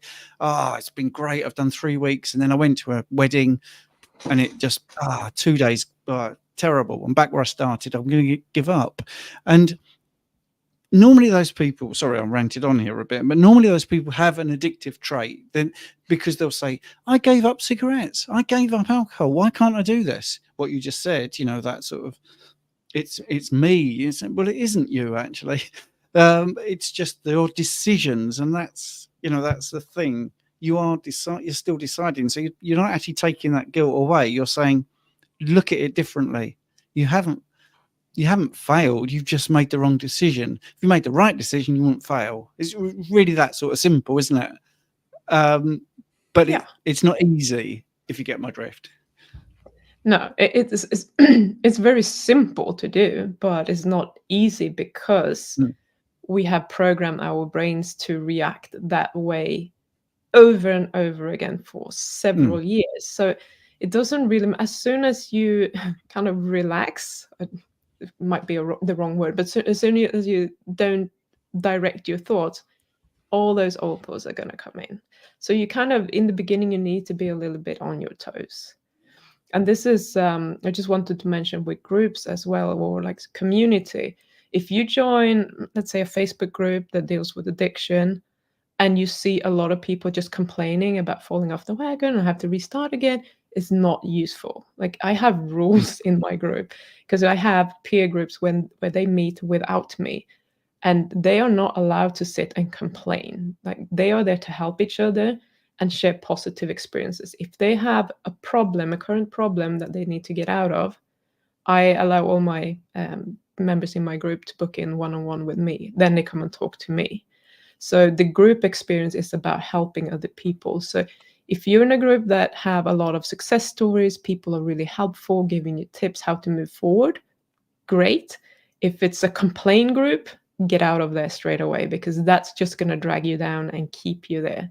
So be really careful with what environment you are putting yourself into, because you are going to absorb it. We are like sponges. No matter how much you're working on your mental health, you are going to be affected by it. So it's easy to just remove yourself if it's not helpful to you.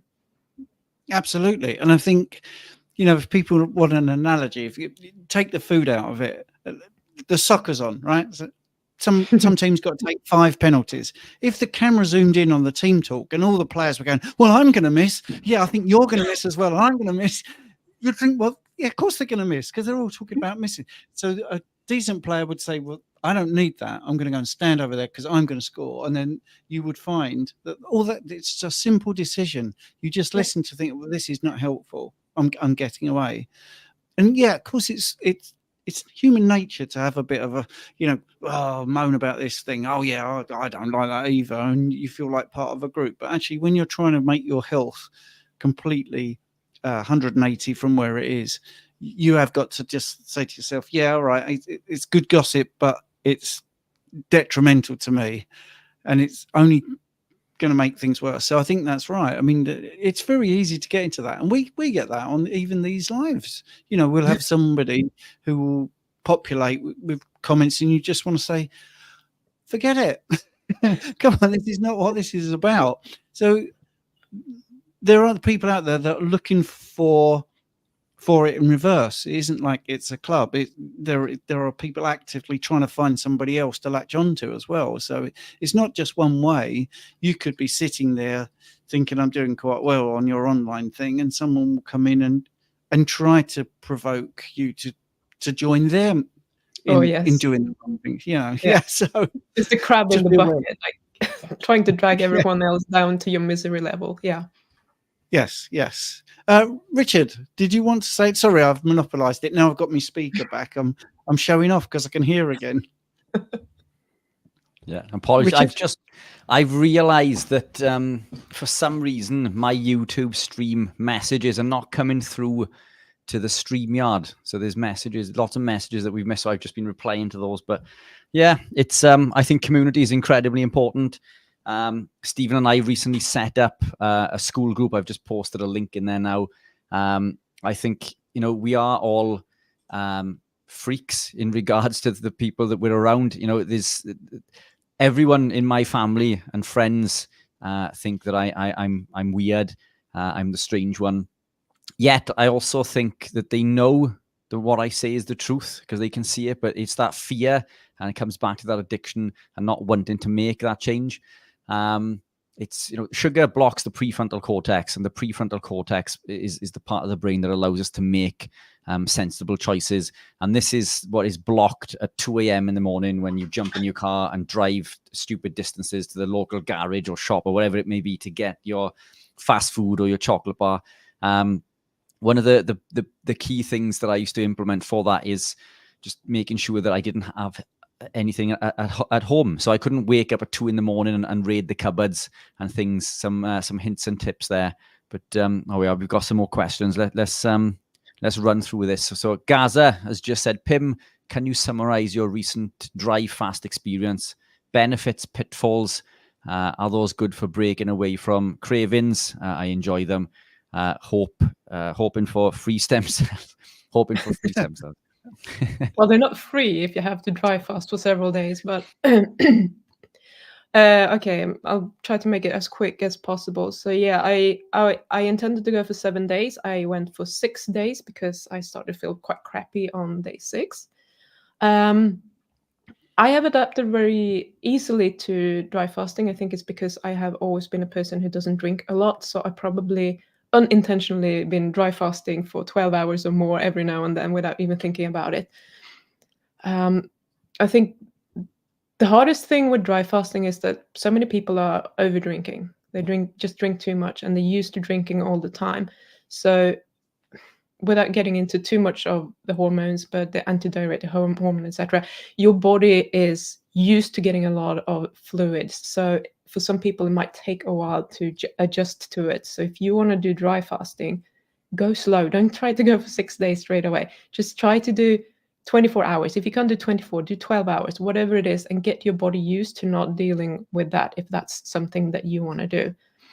3.5 days was really easy for me. I wasn't thirsty. I was kind of hungry, but I wasn't that thirsty.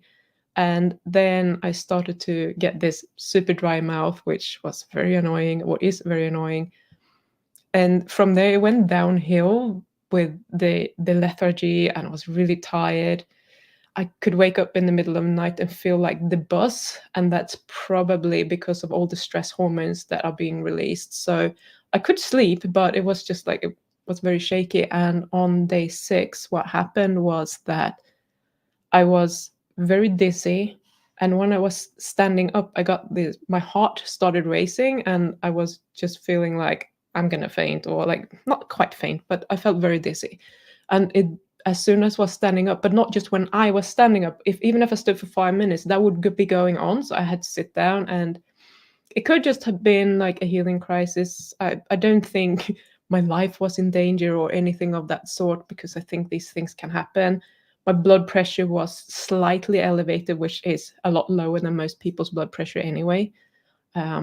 So there wasn't like anything dangerous going on, but I just felt like, I think I'm going to break it. And the next time I might go longer. In terms of benefits, I have been looking at sorting my sinuses out. I think it's a fungal infection that I haven't been able to deal with. I've found something that has made a difference, but it's not solved the problem. So that's why I'm doing the dry fasting. In terms of that, right now, I think I've been refeeding for 2 weeks. It's a lot worse than it has been for a long time. So something has upset my sinuses. We'll see if it kind of calms down and actually get better. So I'm sure I got lots of stem cells. I'm sure I burn a lot of fat. I got lots of autophagy, renewal, and so on. But there's nothing specific that I can point out right now. Unfortunately, I wish I had like a super nice, YouTube success story that you could put out there. But I feel good, and I really, really like dry fasting. It's my new passion that I'm doing on the side. That's good. I mean, full transparency is always best. So someone's picked up on your phrase, redirect your thoughts. So they're asking, redirect thoughts to what? The only thing that helps me is delay sitting out late evening cravings by taking a break from everything and settling down for long enough for the storm to settle. Although that to me seems like a thought, a thing to do. Yeah, I mean, what I like doing, what I do with all my clients, and you can look it up on YouTube, like look up 7 levels deep exercise. Basically, it's asking like, why do you want to do this? And then you give an answer, and then you're like, why is that important to you? And then you take that answer and you answer again, why is that important to you? So you're kind of digging deeper and deeper to find the reason for why you want to quit the carbs or whatever it is that you want to do. When you can connect with that reason, when you have that reason, you can always redirect to that. It's like, if I sit through this craving and I'm feeling really uncomfortable, rather than focusing on that, focus on the reason for why you're doing it, for example. But it doesn't have to be that deep. It could just be like using the dry fasting as an experience, because that's very recent for me. When I felt like shit, I'm like, yeah, but what if one more day is what's going to make the difference for my sinuses? I wonder what will happen if I continue. Like, being curious about the future and wanting to see what's next is very powerful for me. That's what I used when I decided to not touch sugar for a year. I'm like, after 1 year, I'm going to have sugar, and I'm really curious to see what's going to happen when I eat it, if I even like it. So using curiosity is something that works for me personally. It might not work for you, but finding something that excites you about the future, something that you want. And I know for some people, it might work to think about, I've had several people actually that I work with who don't want to be like their parents. They don't want to get dementia, or they don't want to be dependent on other people when they get old. They're running away from something. That can work, but rather than running away from that, I would reframe that into, what is it that you want? You want to be fully mobile, independent when you get old, whatever it might be. and focus on what it is that will make your life awesome when you've achieved it. That's where you want to redirect your thoughts to something that motivates you. Cool. And final question. Go for Save it. the best one to last. Pim, this is from Dr. Abs. Pim, what are the best and worst things about living with Bart? Funny stories. Can I say singing? Yeah. It's actually on that note. I think I like quietness. I'm like very low key.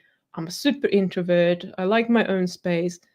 And he's always making noise of some kind. If it's not singing, he's talking or he's shouting or he's doing something. So now he's away for a little bit more than 24 hours. And I'm like, oh, this is my time to relax. It's going to be quiet.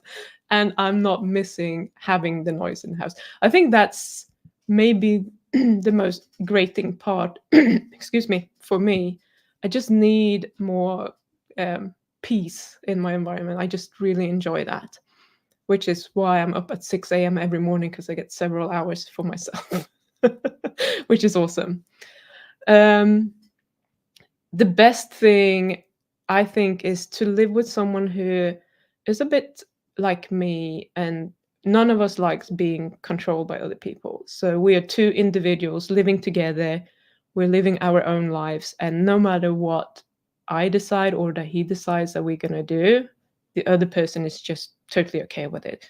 We're not trying to control each other in any way, which I find it's easy to forget, but I don't think I've ever been with anyone who's been completely, excuse me,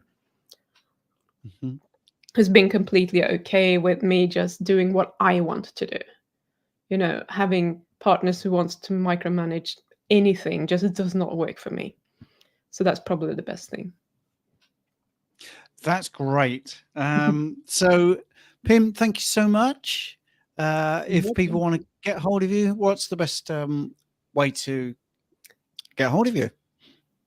I think the best way to get hold of me is if you actually want to talk to me about any sort of, support, etc., you can send me an email at pim@pimjohnson. So just my name, Pim at both my names.com. Or if you see my name down there, it says at Radical Food Freedom, which is my YouTube channel. You can go there and watch my videos or whatever. I have a free course that you can sign up for. You can send me an email about all of that if you're interested in that. I call it Food Freedom Foundations, and it will just teach you how to sit through cravings, how to change the way that you're thinking, and be okay with having cravings without respond to them. So if that's of interest, then send me an email and I'll hook you up. Thank you so much, Richard. Fantastic, Pim. Been an absolute pleasure as always. Great to see you back. It's a shame that Bart couldn't make it. Also, I think we're going to miss him this year. But we had a fantastic call last year, didn't we? But thoroughly enjoyed that. Thank you again. What hour are we on now currently? What are we coming up to? 15 hours, I think. We are whatever. And 19, I think. No, we're not. And it's not 19. No, that's rubbish. 8 and 7. 15. And speaking of addiction, is that coffee? Yeah, that's the question I was going to ask.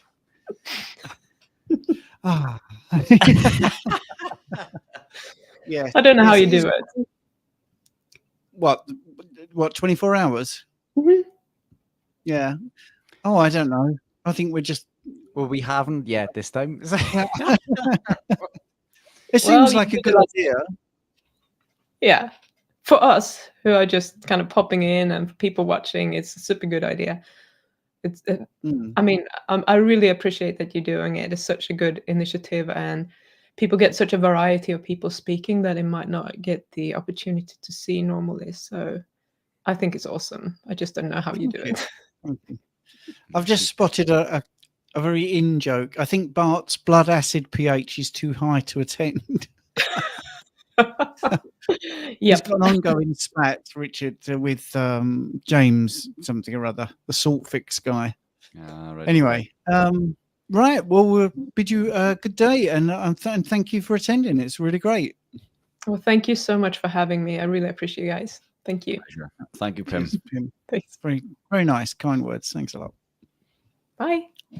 Bye. So, So, approaching yes. 15 hours. Yeah. And back on the coffee. You've given in. I have, yeah. But I did admit that I was going to give in. You did. Because, In fairness, you did. Yeah. yeah. Well, I don't know about you, Rich, but I'm finding this one harder than last time. Yeah. And, you know, I thought we would. I think last time we came into this not knowing what to expect. And I always compare this to when I started running. And I remember racing my first 5K in like a park run. And it took me, I did that in 1933 minutes. And it took me an awful long time to get anywhere back to it again, because the next time I wanted to race a 5K, halfway through, I remembered that pain and my body just didn't want that pain and I couldn't push to that level. And I thought that may be the case with this. I think the first time that we did the 24, yeah, we'll manage that, you know, it'll be fine. And you sort of persevere. But I remember, you know, there were several times through that where, and it seemed to come in waves where we just peter off, one of us and the other one would perk up. And I think we just kept each other going that way, leaving the speakers do their bit and taking over some of the talking, which is why, you know, the viewers are listening. But yeah, I kind of expected this one to be a little bit harder. Look, we're in the final home straight. It's, you know, 9 hours remaining. Another work day or half a work day, but we'll get there. You know, coffee is a tool. Coffee's a tool, and you know, you know the damaging effects that you know acrylamide had caused. But now you're utilizing the tool to confer a benefit. And if that's what you need to power you through, you know, I haven't written it off myself, but I'll be honest, I'll be most disappointed if I do give in. I'm going to try my best to persevere without coffee, because it's 4 weeks and 2 days since I haven't touched coffee, and touch wood, I haven't missed it as much as I thought I would, at least. If I have missed it, I've had no intention of going back and brewing a cup. But it's early days. We do have 9 hours. And we haven't eaten yet. I don't know about you. Have you eaten? I had a bit of chicken. I had a little bit of chicken, a little bit of cheese. Craig, if you're listening, you said you're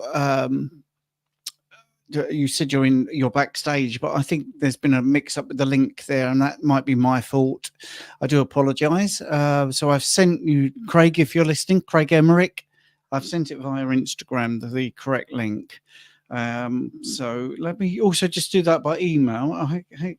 Right, he's just emailed me. So let's just do this because we want our next guest in. I don't know how that's happened. But there you go. Do apologize. Yeah, I gave in, but I think because I was aware that I was struggling and I wanted to do the whole 24 hours. Yeah. So I made a mistake, but I'd rather do that than pretend that I didn't do it. So Craig Emmerich is going to be in the room in 1 second. So let's do that. Hello. Hey guys, how you doing? Yes, very well, Craig. Nice to see you. Good to see you. Sorry about the link mix up. I do apologize for that. That was my fault.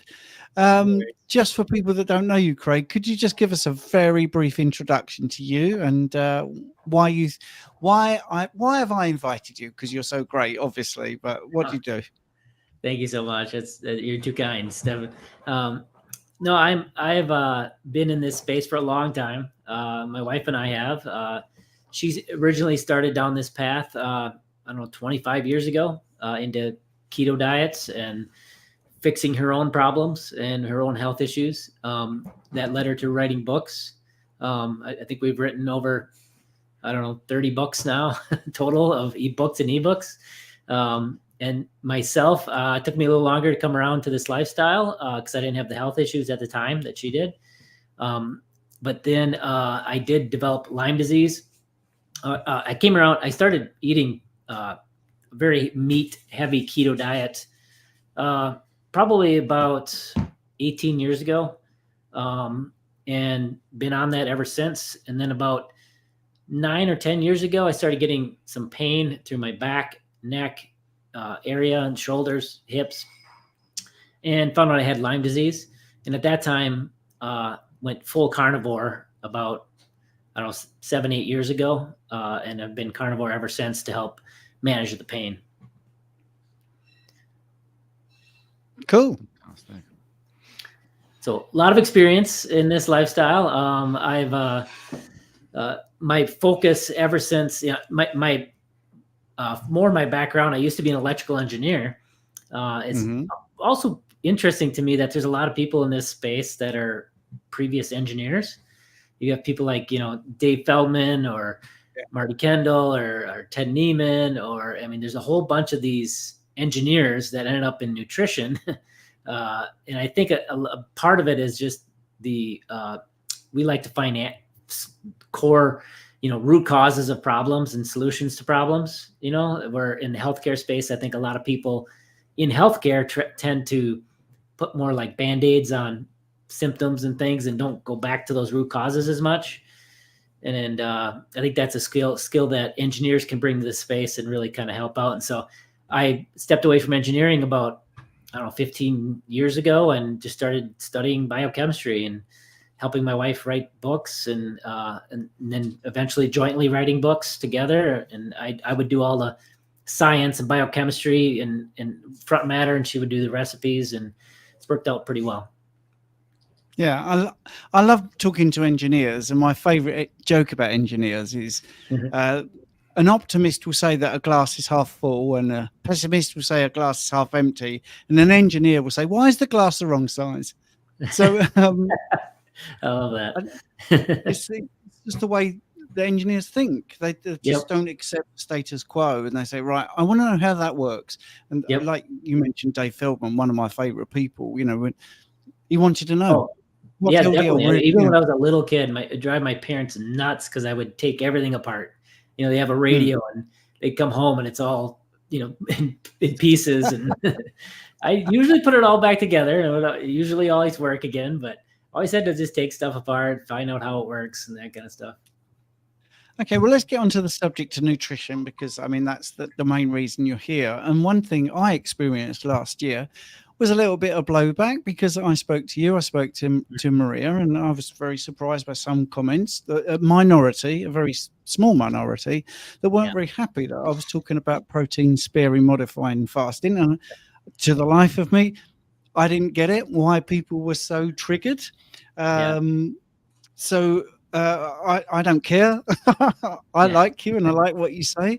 And I think that's one of the things about this space. And Richard and I, we've had people on with very different opinions, but there's space for everybody because people are different. And if you've got a huge, which you have, and I've seen Maria's, success stories, if it's really worked for you and people are happy, then let's talk about it. Because if someone is struggling and this isn't fitting, or high fat isn't fitting, whatever it is, here's another thing. It's just a different approach that's going to, I think, tick the right boxes for some people. So, I wouldn't mind just you talking about your view of protein sparing modifying fasting.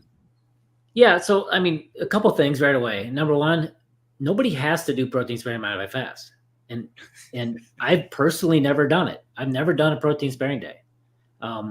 It's just, I've had this, I've never had a huge weight problem. Back in the day, I probably had another 35, 40 pounds on me, at my peak than I am right now. But, I just gradually lost it with lifestyle and everything. And in general, it's usually easier for men than women to do that with this lifestyle because, if you just eat meat, for most men, things start to come in line fairly well. Not always, but, a lot of the time. It tends to be a little harder for women. They don't have much muscle mass and, so their BMRs are lower and there's, different factors there that can affect it. But again, you don't have to do them. They're just a tool. And what we do is we use them as a tool in place of a water fast. So there's people in this community that will talk about doing a 3-day fast, right? 3-day water fast, you eat nothing. So how is just eating some protein different than eating nothing? Like, how's that more extreme? All you're doing is this, and then it's a medical term, protein sparing modified fast. The protein you're sparing is your body's protein. And it's modifying a fast, because a water fast, when you do an extended water fast, you do lose muscle. You do lose some lean mass.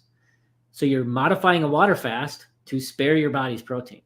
So all it is really is little to no carbohydrates, very low fats, and you just get enough protein for your lean mass to maintain your muscle while rapidly losing body fat, because it mimics a fast in that way. Yeah, simple, really. Richard, did you want to say something? Yeah, I've always done this intuitively. Now I came into this lifestyle from being diabetic and clinically obese, suffering with daily debilitating migraines, chronic fatigue, depression, anxiety, all sorts. And I went on to lose 107 pounds, reverse my diabetes, become completely medication free. Living this lifestyle has completely transformed my life, and I did it intuitively. Before, I mean, this was, a decade ago, before keto was known, very well within the UK.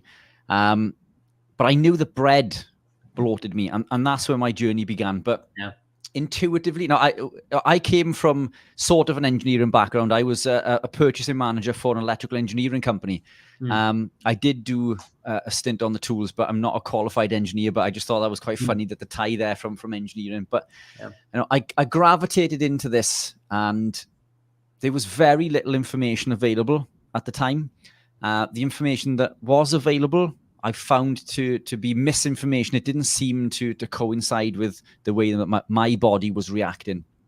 But intuitively, I removed fat on certain days, and I found that I thrived while doing so. Now, this isn't disregarding the benefits of fats, because fats are essential.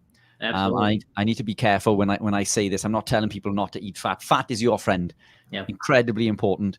But this is a picture of me a couple of weeks after winning the European Championship as a men's physique bodybuilder, as a professional. So I went from being unable to walk up the stairs in my mid to late 20s to becoming number one in Europe at a professional level through living, this lifestyle.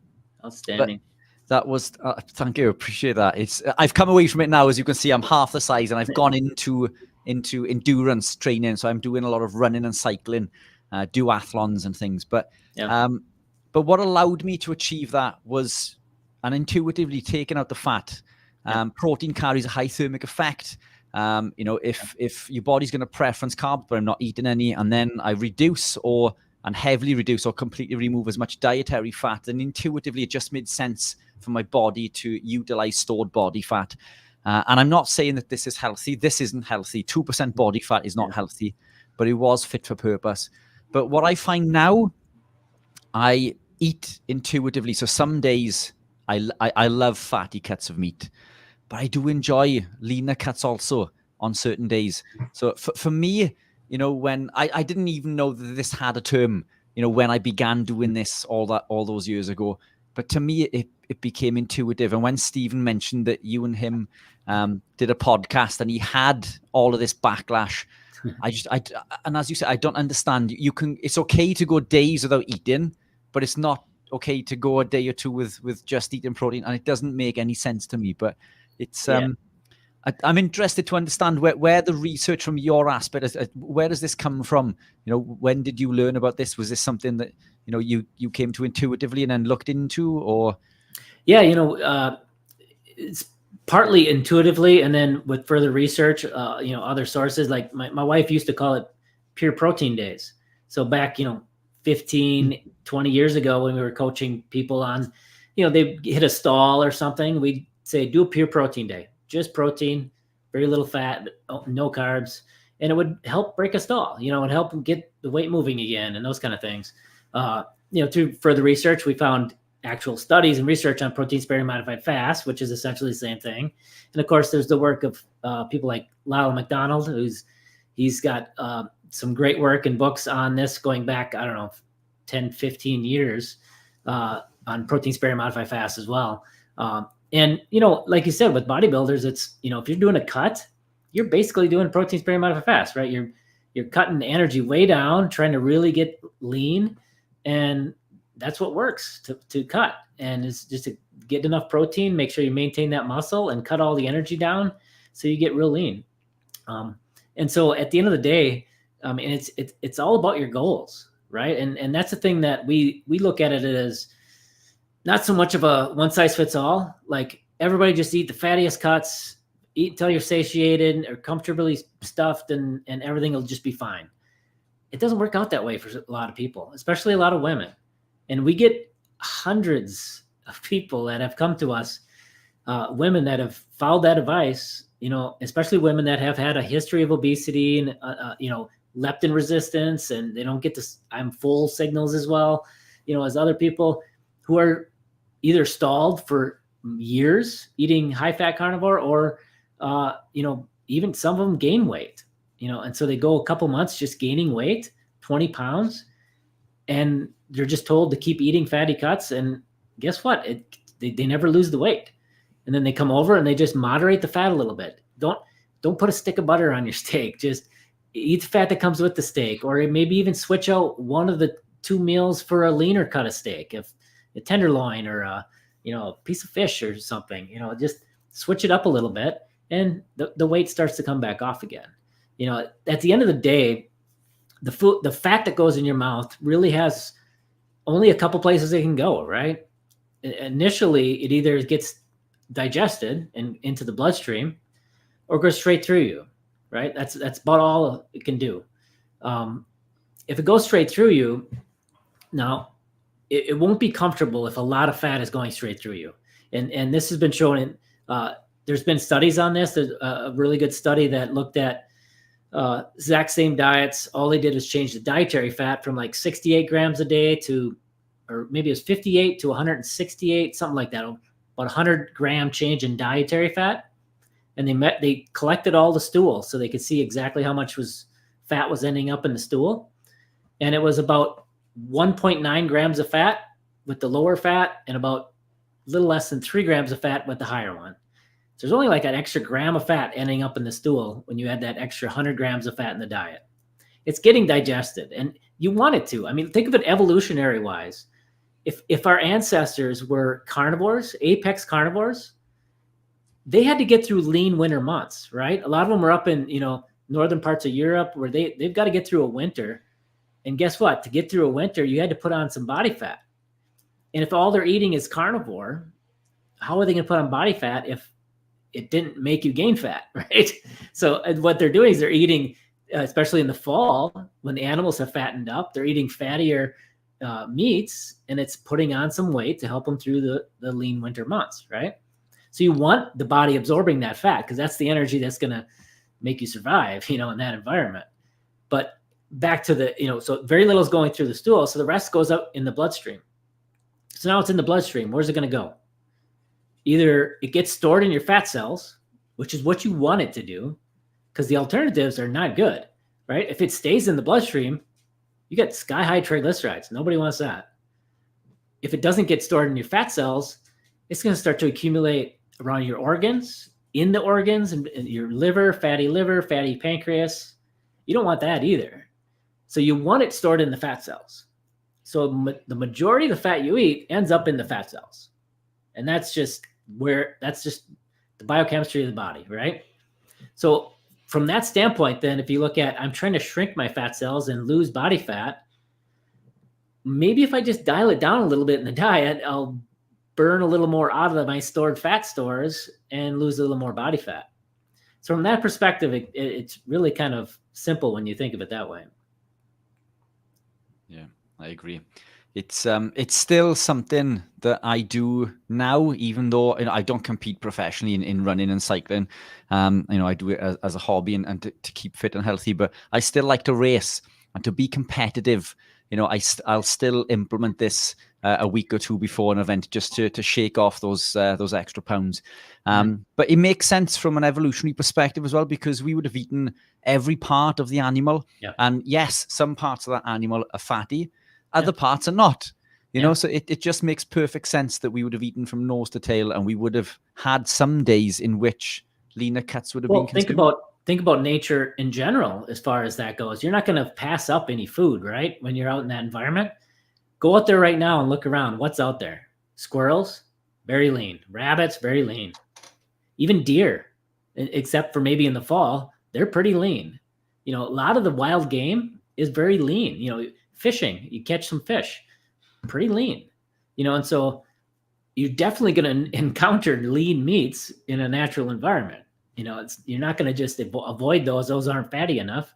You're going to eat everything you can get in that environment. And so, yeah, I mean, I think fatty meats have a place, leaner meats have a place, depending on your goals, your situation, all that. Can I ask you, there's a couple of things in the chat. One, I'm not sure about this at all, but I'll just ask you, Craig.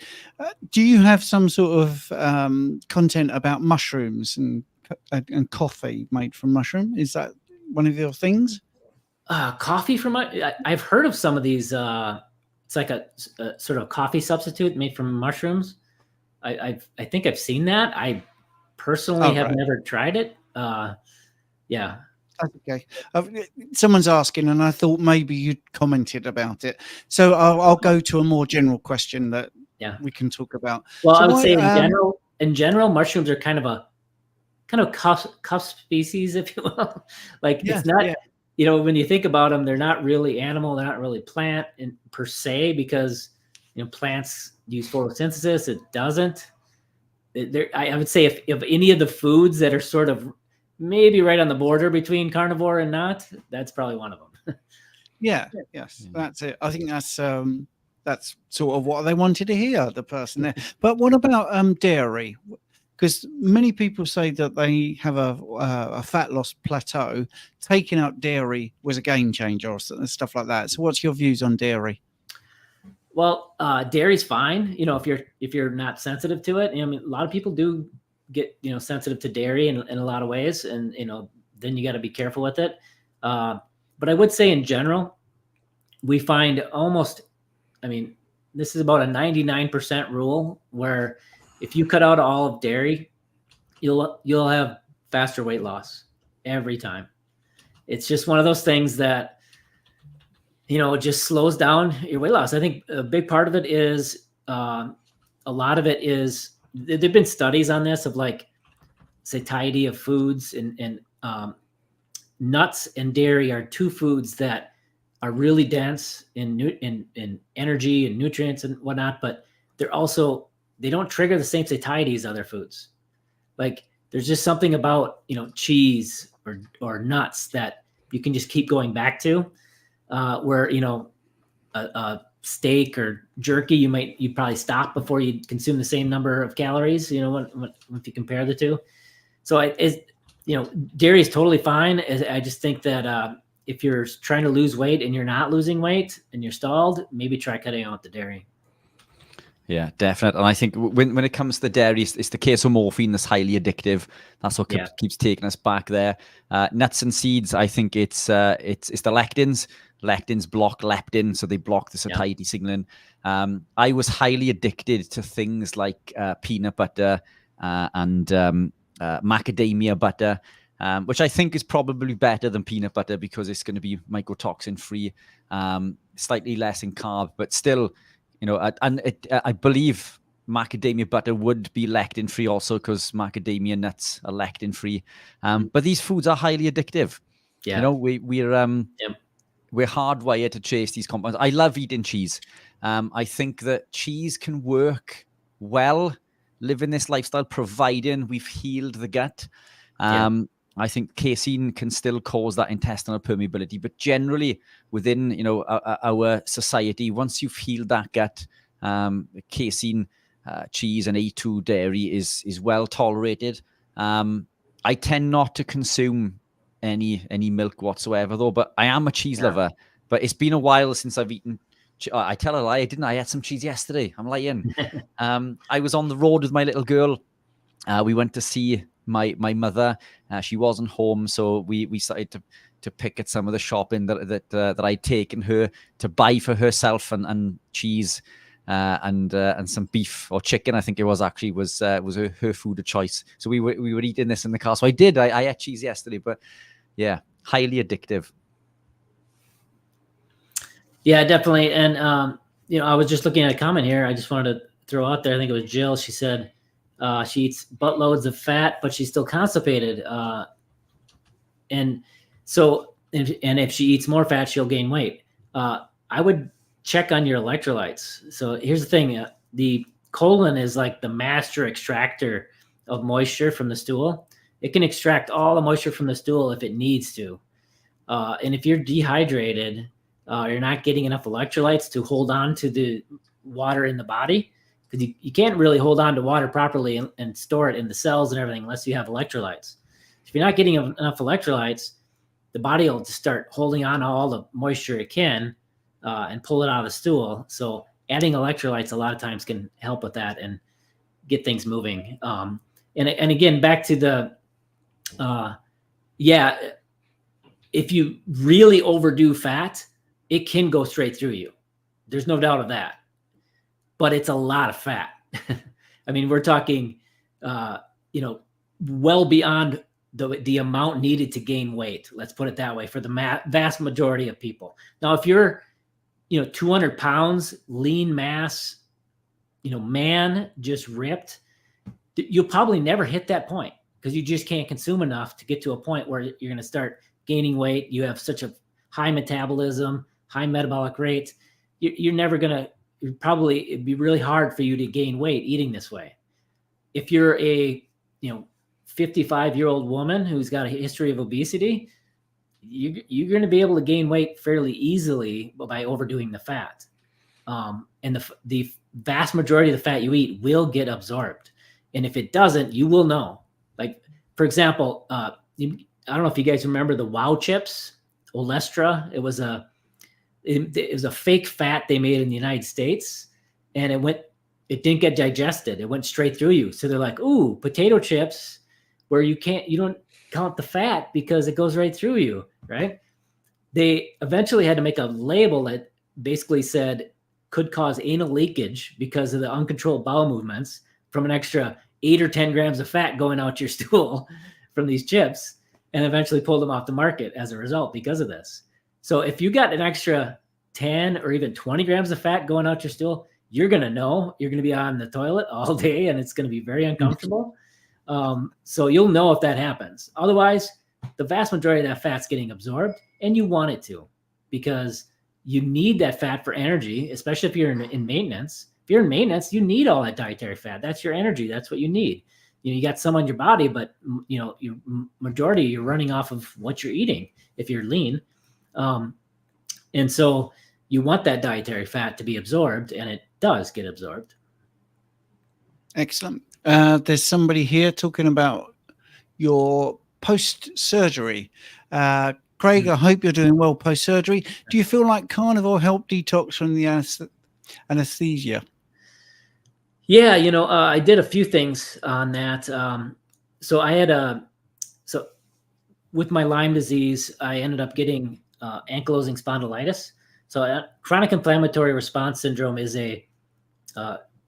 it's basically this inflammatory state where your immune system is constantly fighting and it won't shut off. And that's what happened from my chronic Lyme disease. That SIRS then, because it's fighting constantly, it starts killing good cells, right? What's that? That's an autoimmune disorder. That's an autoimmune reaction. And we help people for the last 20 years. We've been helping, you name it, autoimmune disorders, conditions, everything with this lifestyle. We've seen incredible results. But here's the thing. If that autoimmune disorder was triggered by food, amazing results you can see with this lifestyle. If it's triggered by an external factor, mold exposure, Lyme disease, food is only going to take you so far. Food's going to help with the symptoms, which it does a lot for me. It helps with my pain, but it's not going to reverse. It's not going to get rid of the Lyme disease. There's nothing about eating a steak that's going to get rid of your Lyme disease, going to get rid of your SIRS. So anyway, I had a hip replacement because my hip had degenerated so much from the ankylosing spondylitis.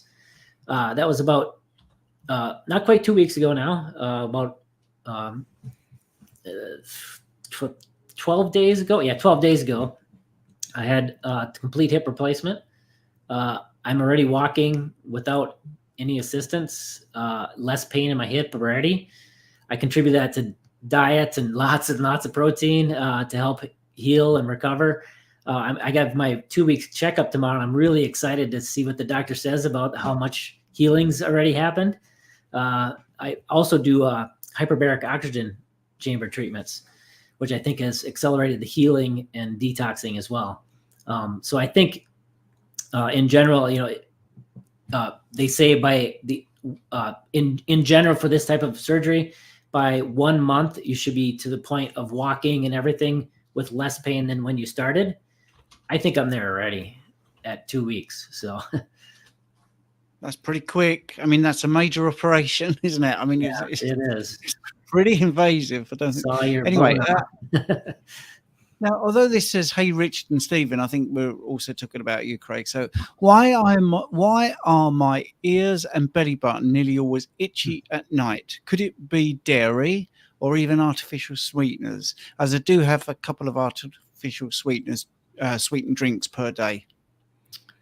It could be either of those. Yeah. I mean, one of the things that in our, I don't know if you can see it up here, our carnivore cookbook, we define the carnivore autoimmune protocol in that book. That is, just an elimination diet of, you first go to level 1, which is just beef and salt.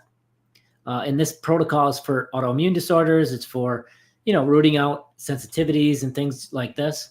And so you start there, then you add in other animal proteins for level 2. So, fish or, pork or whatever else you want to add in for animal proteins. And then level 3, you start adding in eggs.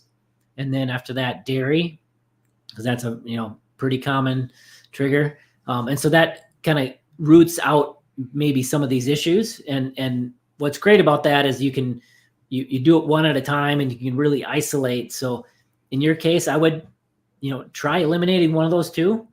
Maybe ditch the artificial sweeteners for a week or 2, see if the itchiness goes away. And if it does, you probably have your culprit right there. And if it doesn't, maybe try the dairy and see if that's the cause. But either one of those could cause that kind of symptom. Yeah, I mean, that's the beauty of this elimination diet, isn't it? I mean, you can drill down to what's actually causing you an issue there. I'd like to ask you a subsidiary question, because you said start on number 1, zone 1, which is beef and salt. What about lamb? Where does lamb come into this? Yeah, so if there's somebody really sensitive, like people with bipolar, or so that it could be autoimmune disorders, could also be a lot of cognitive issues, bipolar disease, whatnot, that people can do really well, really eliminating a lot of things and going to beef and salt. If you're really sensitive, we move from beef first into ruminants, so other ruminant animals, if you want to eat elk or bison or those kind of things, and then keep moving into a wider range from there. And that level 2 that we call kind of all the other animal proteins would include lamb, would include any of those other animals in the spectrum of animal proteins. But we do also, if they're really sensitive, we have them add each one at a time, because there are people even with we've seen people with chicken, for example, that they eat chicken and they react. Sometimes that's the source of the chicken, because if they get a local farmer who they know is got free range or actually out eating bugs, they don't react to that chicken. But the store-bought, where they're fed soy, they do react. So there's a lot of different layers there you have to peel back. But yeah, it's all I think when we look at elimination protocols, people will begin an elimination protocol by removing one thing, but that doesn't always work, as you rightly say, because if you suffer with a condition from one, it's quite likely you'll suffer with a condition or an issue with another compound. And even within the carnivore remit, we think it's anything animal-based, but there are groups of people who can't consume eggs because of the overmucoid. Yeah. Chicken, as you say, pork causes issues, seafood, coffee. And what tends to happen is if you eliminate one of these things that is a big part of your diet, your lifestyle, then you start to consume more of another, and then you can never get to the root cause. So I think that protocol is very important. I would put lamb in the first one. I personally, unless there's a reason not to with that. Lamb is always grass fed. Yeah. And I personally, and I think Steve thinks along the same lines as myself, and I think this is why he's mentioned it. I actually believe that lamb may be more beneficial than beef.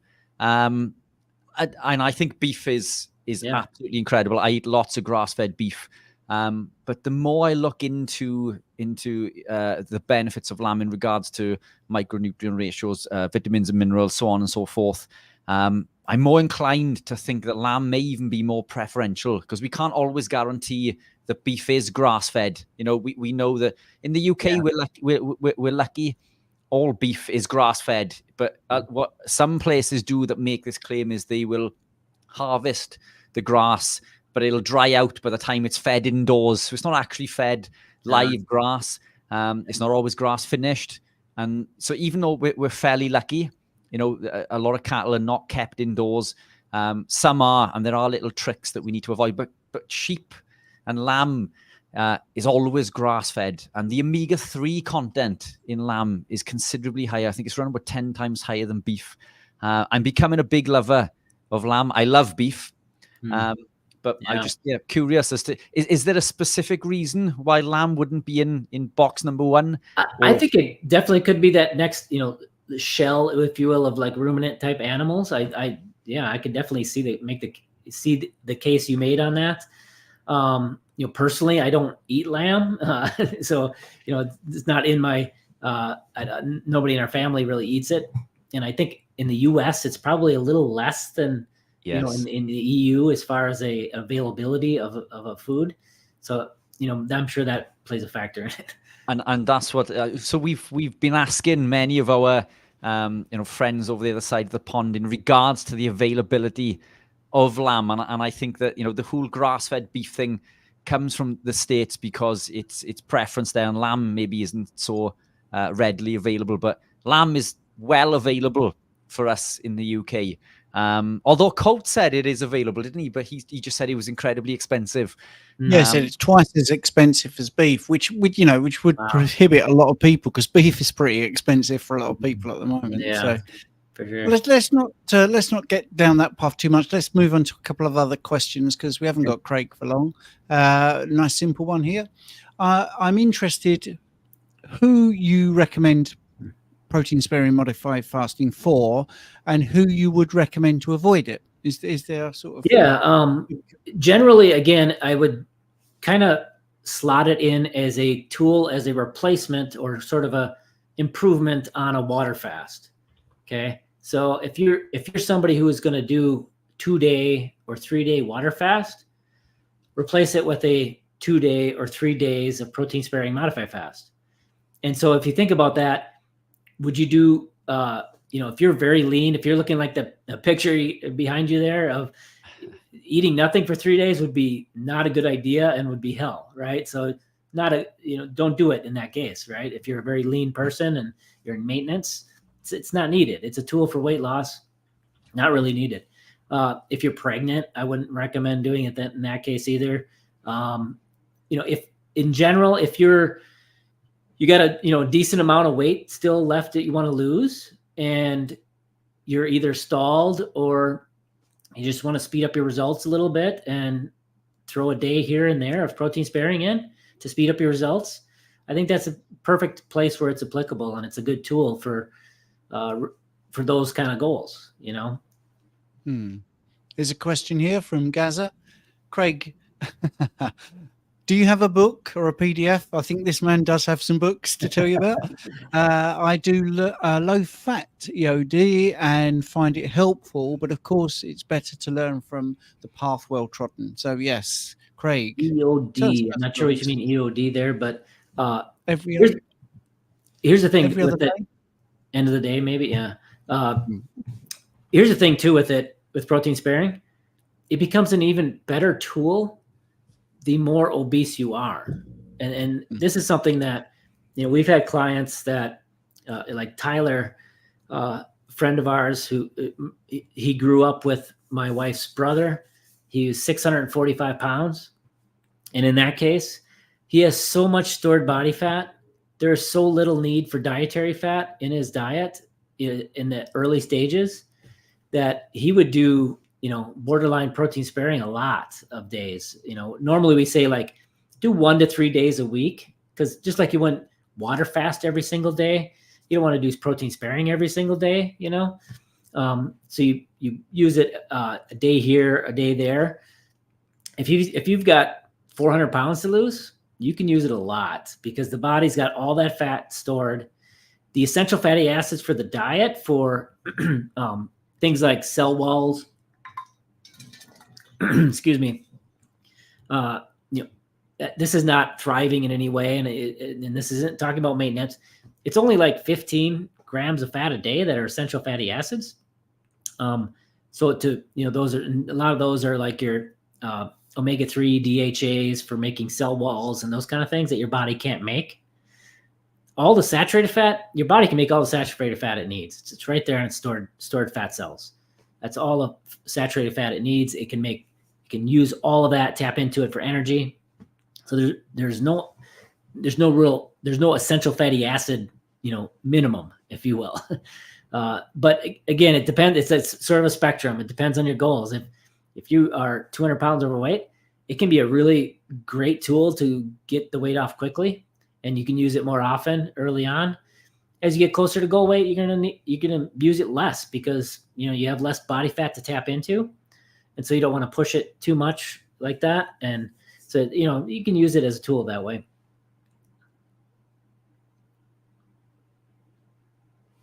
Yes, just to reiterate.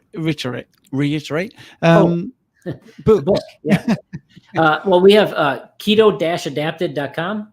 So keto-adapted.com. If you go to our shop section there, we have about 20 ebooks there. One for you if you're looking specifically on that. There's a ebook called Carnivore for Weight Loss that I think would be perfect for you.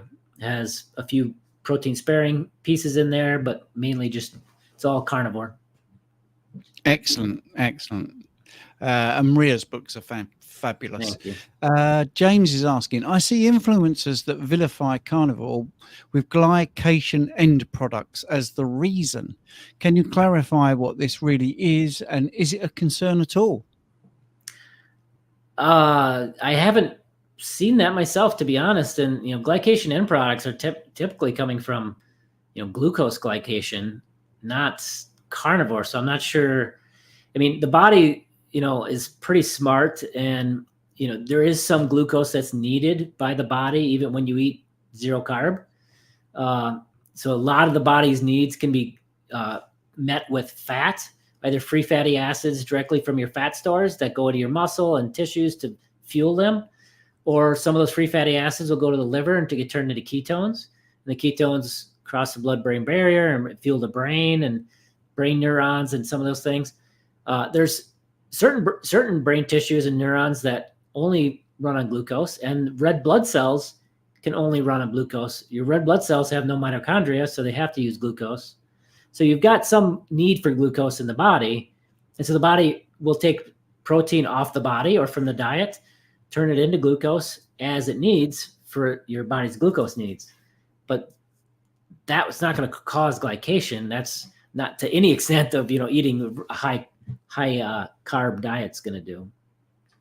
Yeah, and just to add a little bit to that really quickly, Steve. I mean, one of the amino acids found in a more animal-based diet is carnitine, and that's a known combatant, if you like, of advanced glycation end products. So it just doesn't make sense from a nutritional or an evolutionary perspective. That one's a new one on me. I haven't heard anybody relate to the carnivore diet causing that previously. Yeah, I put the question out there, but I didn't think that there was anything. And the thing is, people see other influencers, so I don't know what the threat, why that question has come up. Hence, I asked about the mushrooms as well, because Craig might have been doing a video last week about mushrooms. But yeah, so we're all foxed by it. But thank you for the question. someone's asking here, can you please explain what you eat on protein sparing? But I mean, it. Yeah, like I said, I don't use it as a tool for myself. I don't really want to No. lose weight, but for our clients, we'll tell them, if you're going to do a real like protein sparing type day, then just eat real lean meats and don't add any fat to it. I mean, it's any kind of fish, any kind of seafood, leaner cuts like tenderloin, any poultry really, most poultry like chicken breasts or whatever. It's those leaner meats, and just eat whatever you need of those to stay satiated. And it could be a lot of meat. A lot of people say, well, I'm more hungry. Well, yeah, because you just ate a chicken breast or whatever, but it was only like 300 calories, for a whole chicken breast. Like there's not a lot. You can eat a lot before you consume a lot of calories when it comes to lean proteins. But eat all the lean protein you need for the day, and that's off the cuff, easy protein sparing day.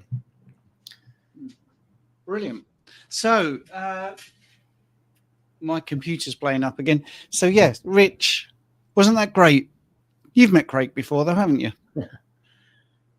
You did. I haven't had the pleasure. So great to meet you, Craig. You were kind enough to go on to Stephen's podcast. So I'm going to try to port you to come on mine at some point if you'd be up for that. But it'd be a pleasure to get you on. Thoroughly enjoyed that. This is one of the ones I was looking forward to mostly. So yeah, thanks for coming on. Massively appreciated. Well, thanks, guys. I love what you guys are doing, and yeah, I'm here to help out any way I can. We need rising tide lifts all boats. We need to raise this community up. Yeah, for sure. Brilliant. Well, thank you for your time, Craig. And just before you leave, is there what's the best way to contact you? The easiest is ketomaria.com, and we have links to everything there, all of our free stuff, ebooks, all of our social media. Excellent. So, yep, Craig Emmerich, thanks very much. We're going to get towards midnight now, and we'll tell people where to go, because this bit is shutting down, just for people, to know. In about 10 minutes, you'll have to go somewhere else, because StreamYard can only do 3 chunks of 8 hours. We can't do it all as 24 hours, but we'll shut down this section, tell people how to get to the next bit. But for the moment, we just say thanks, Craig Emmerich. That was brilliant. All right, guys. Take care. Thank you, Craig. Bye. Take care. Bye now. Yeah, fantastic. Enjoyed that one, Steve. Yes. So what we're going to do is just tell people what's going to happen. So in the description on the YouTube, there is a link to the 3rd section. Okay, so that's all you'll need to do is go to that. Let me just hide that comment there. I seem to think we had a super chat actually just come in. I'm trying to keep on top of it. Oh yeah, here we go. So we've got super chat. Coach, good to see you. See you in our next session. My question is, to what extent do calories in the carnivore diet matter if one wants to lose weight or fat? Did you want to take that one, Richard? Yeah, look, it's, Stephen and I, the word calories been thrown around an awful lot, and it's I think it's viewed as a swear word within our community. But the reason for this is that, not all calories are created equal in that sense. A calorie from grains is going to work very differently to a calorie from beef, for example. And to put that into perspective, because of the lectin, wheat germ agglutinin, which binds to the insulin receptor, it's going to cause a 5 times higher insulin response. So it's going to lead to more fat storage. Whereas eating more animal-based proteins of the same caloric value will have a lower effect. So, for this reason, when I was consuming a high-carb lifestyle, I would consume 2,700 calories per day, and I would gain weight. This is what led me to becoming clinically obese and type 2 diabetic. Some days on carnivore now, I still consume between 4,000 to 6,000 generally. Again, I eat intuitively, but I do eat an awful lot when I do eat. And I don't put excess weight on. And that doesn't mean I can eat as much as I want, because eating excessive amount of fat will eventually lead to weight gain. But the calories work differently. But if you were tracking the caloric value from eating the same foods every day. So by that, I mean, if you were like me, and most people would call me boring in regards to the foods I eat because I tend to eat a lot of the same foods, I could track that caloric value with some degree of success. Now, there is room for movement because 20% of the caloric value printed on the back of a packet isn't there's room for movement within 20%. And again, it doesn't count for stress, in emotional stress. It doesn't count for brain activity, these little twitches, these micro movements and things that we do, but you can use that as an element. So if you were consuming the same type of food every day and you were stalled for 3 or 4 weeks, then reducing the amount that you put in would allow you to further reduce body fat, stored body fat. But the lever I would pull first there, if you were consuming enough, because quite often many people do not consume enough. If you are consuming enough, then the lever I would pull there would be the fat. I would reduce the fat. The protein generally stays the same for me. So calories in that context, they do matter. It doesn't mean that you can just eat unlimited and not pay the piper. But when we compare it to a high carb lifestyle, these are two very different things. And I think that's where the confusion comes in. But we tend to eat generally the same food. So, it does make a difference, and you can track it if you are consuming the same foods. But, this is hormonally driven. Weight gain is an endocrine problem, and usually through the elicitation of insulin. And for that reason, we gain weight. We upregulate lipoprotein lipase, which breaks the bonds on the glycerol backbone and sends fatty acids into the fat cell. And in order to burn that fat, we need hormone-sensitive lipase to perform this in reverse. So we need insulin low. When we consume foods that elicit that response, we're in fat storage mode. When we're consuming foods that contain lectins, we're further in fat storage mode. If we are stressed and elevating cortisol, we're further elevating insulin and we're in further fat storage mode. When we become insulin resistant, and again, Stephen and I said earlier that doesn't really exist, but let's use it in the context as people understand.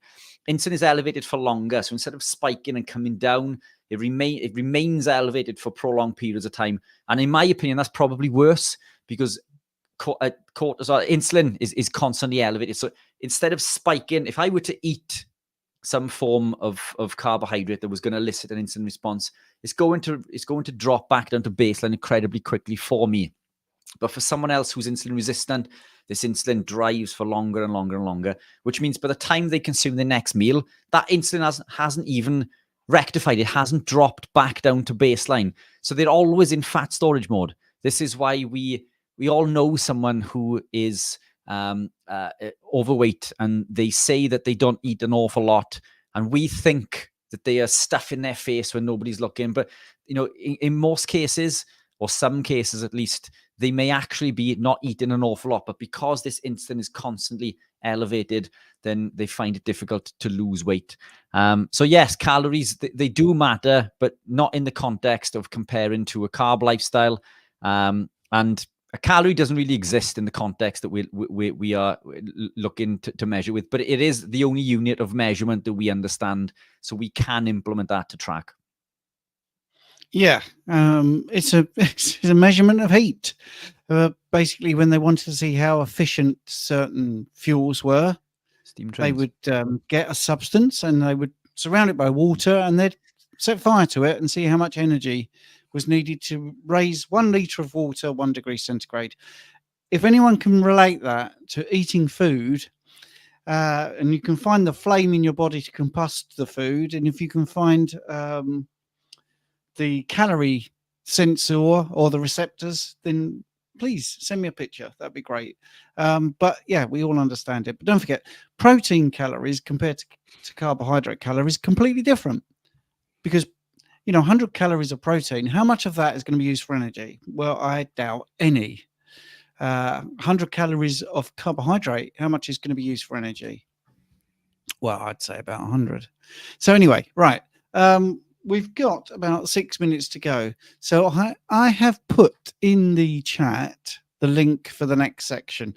If you want to see the first 8 hours, you can do that. It will be available on the YouTube channels. If you want to see the second 8 hours, which is this is the end of, that's going to be on the YouTube channels. And also what I'll be doing is cutting it into sort of hour sections, and or maybe sectioned by the person that's the guest, and putting those out, and also having timestamps and hopefully getting a transcript. And that will be over the next 2 weeks, really.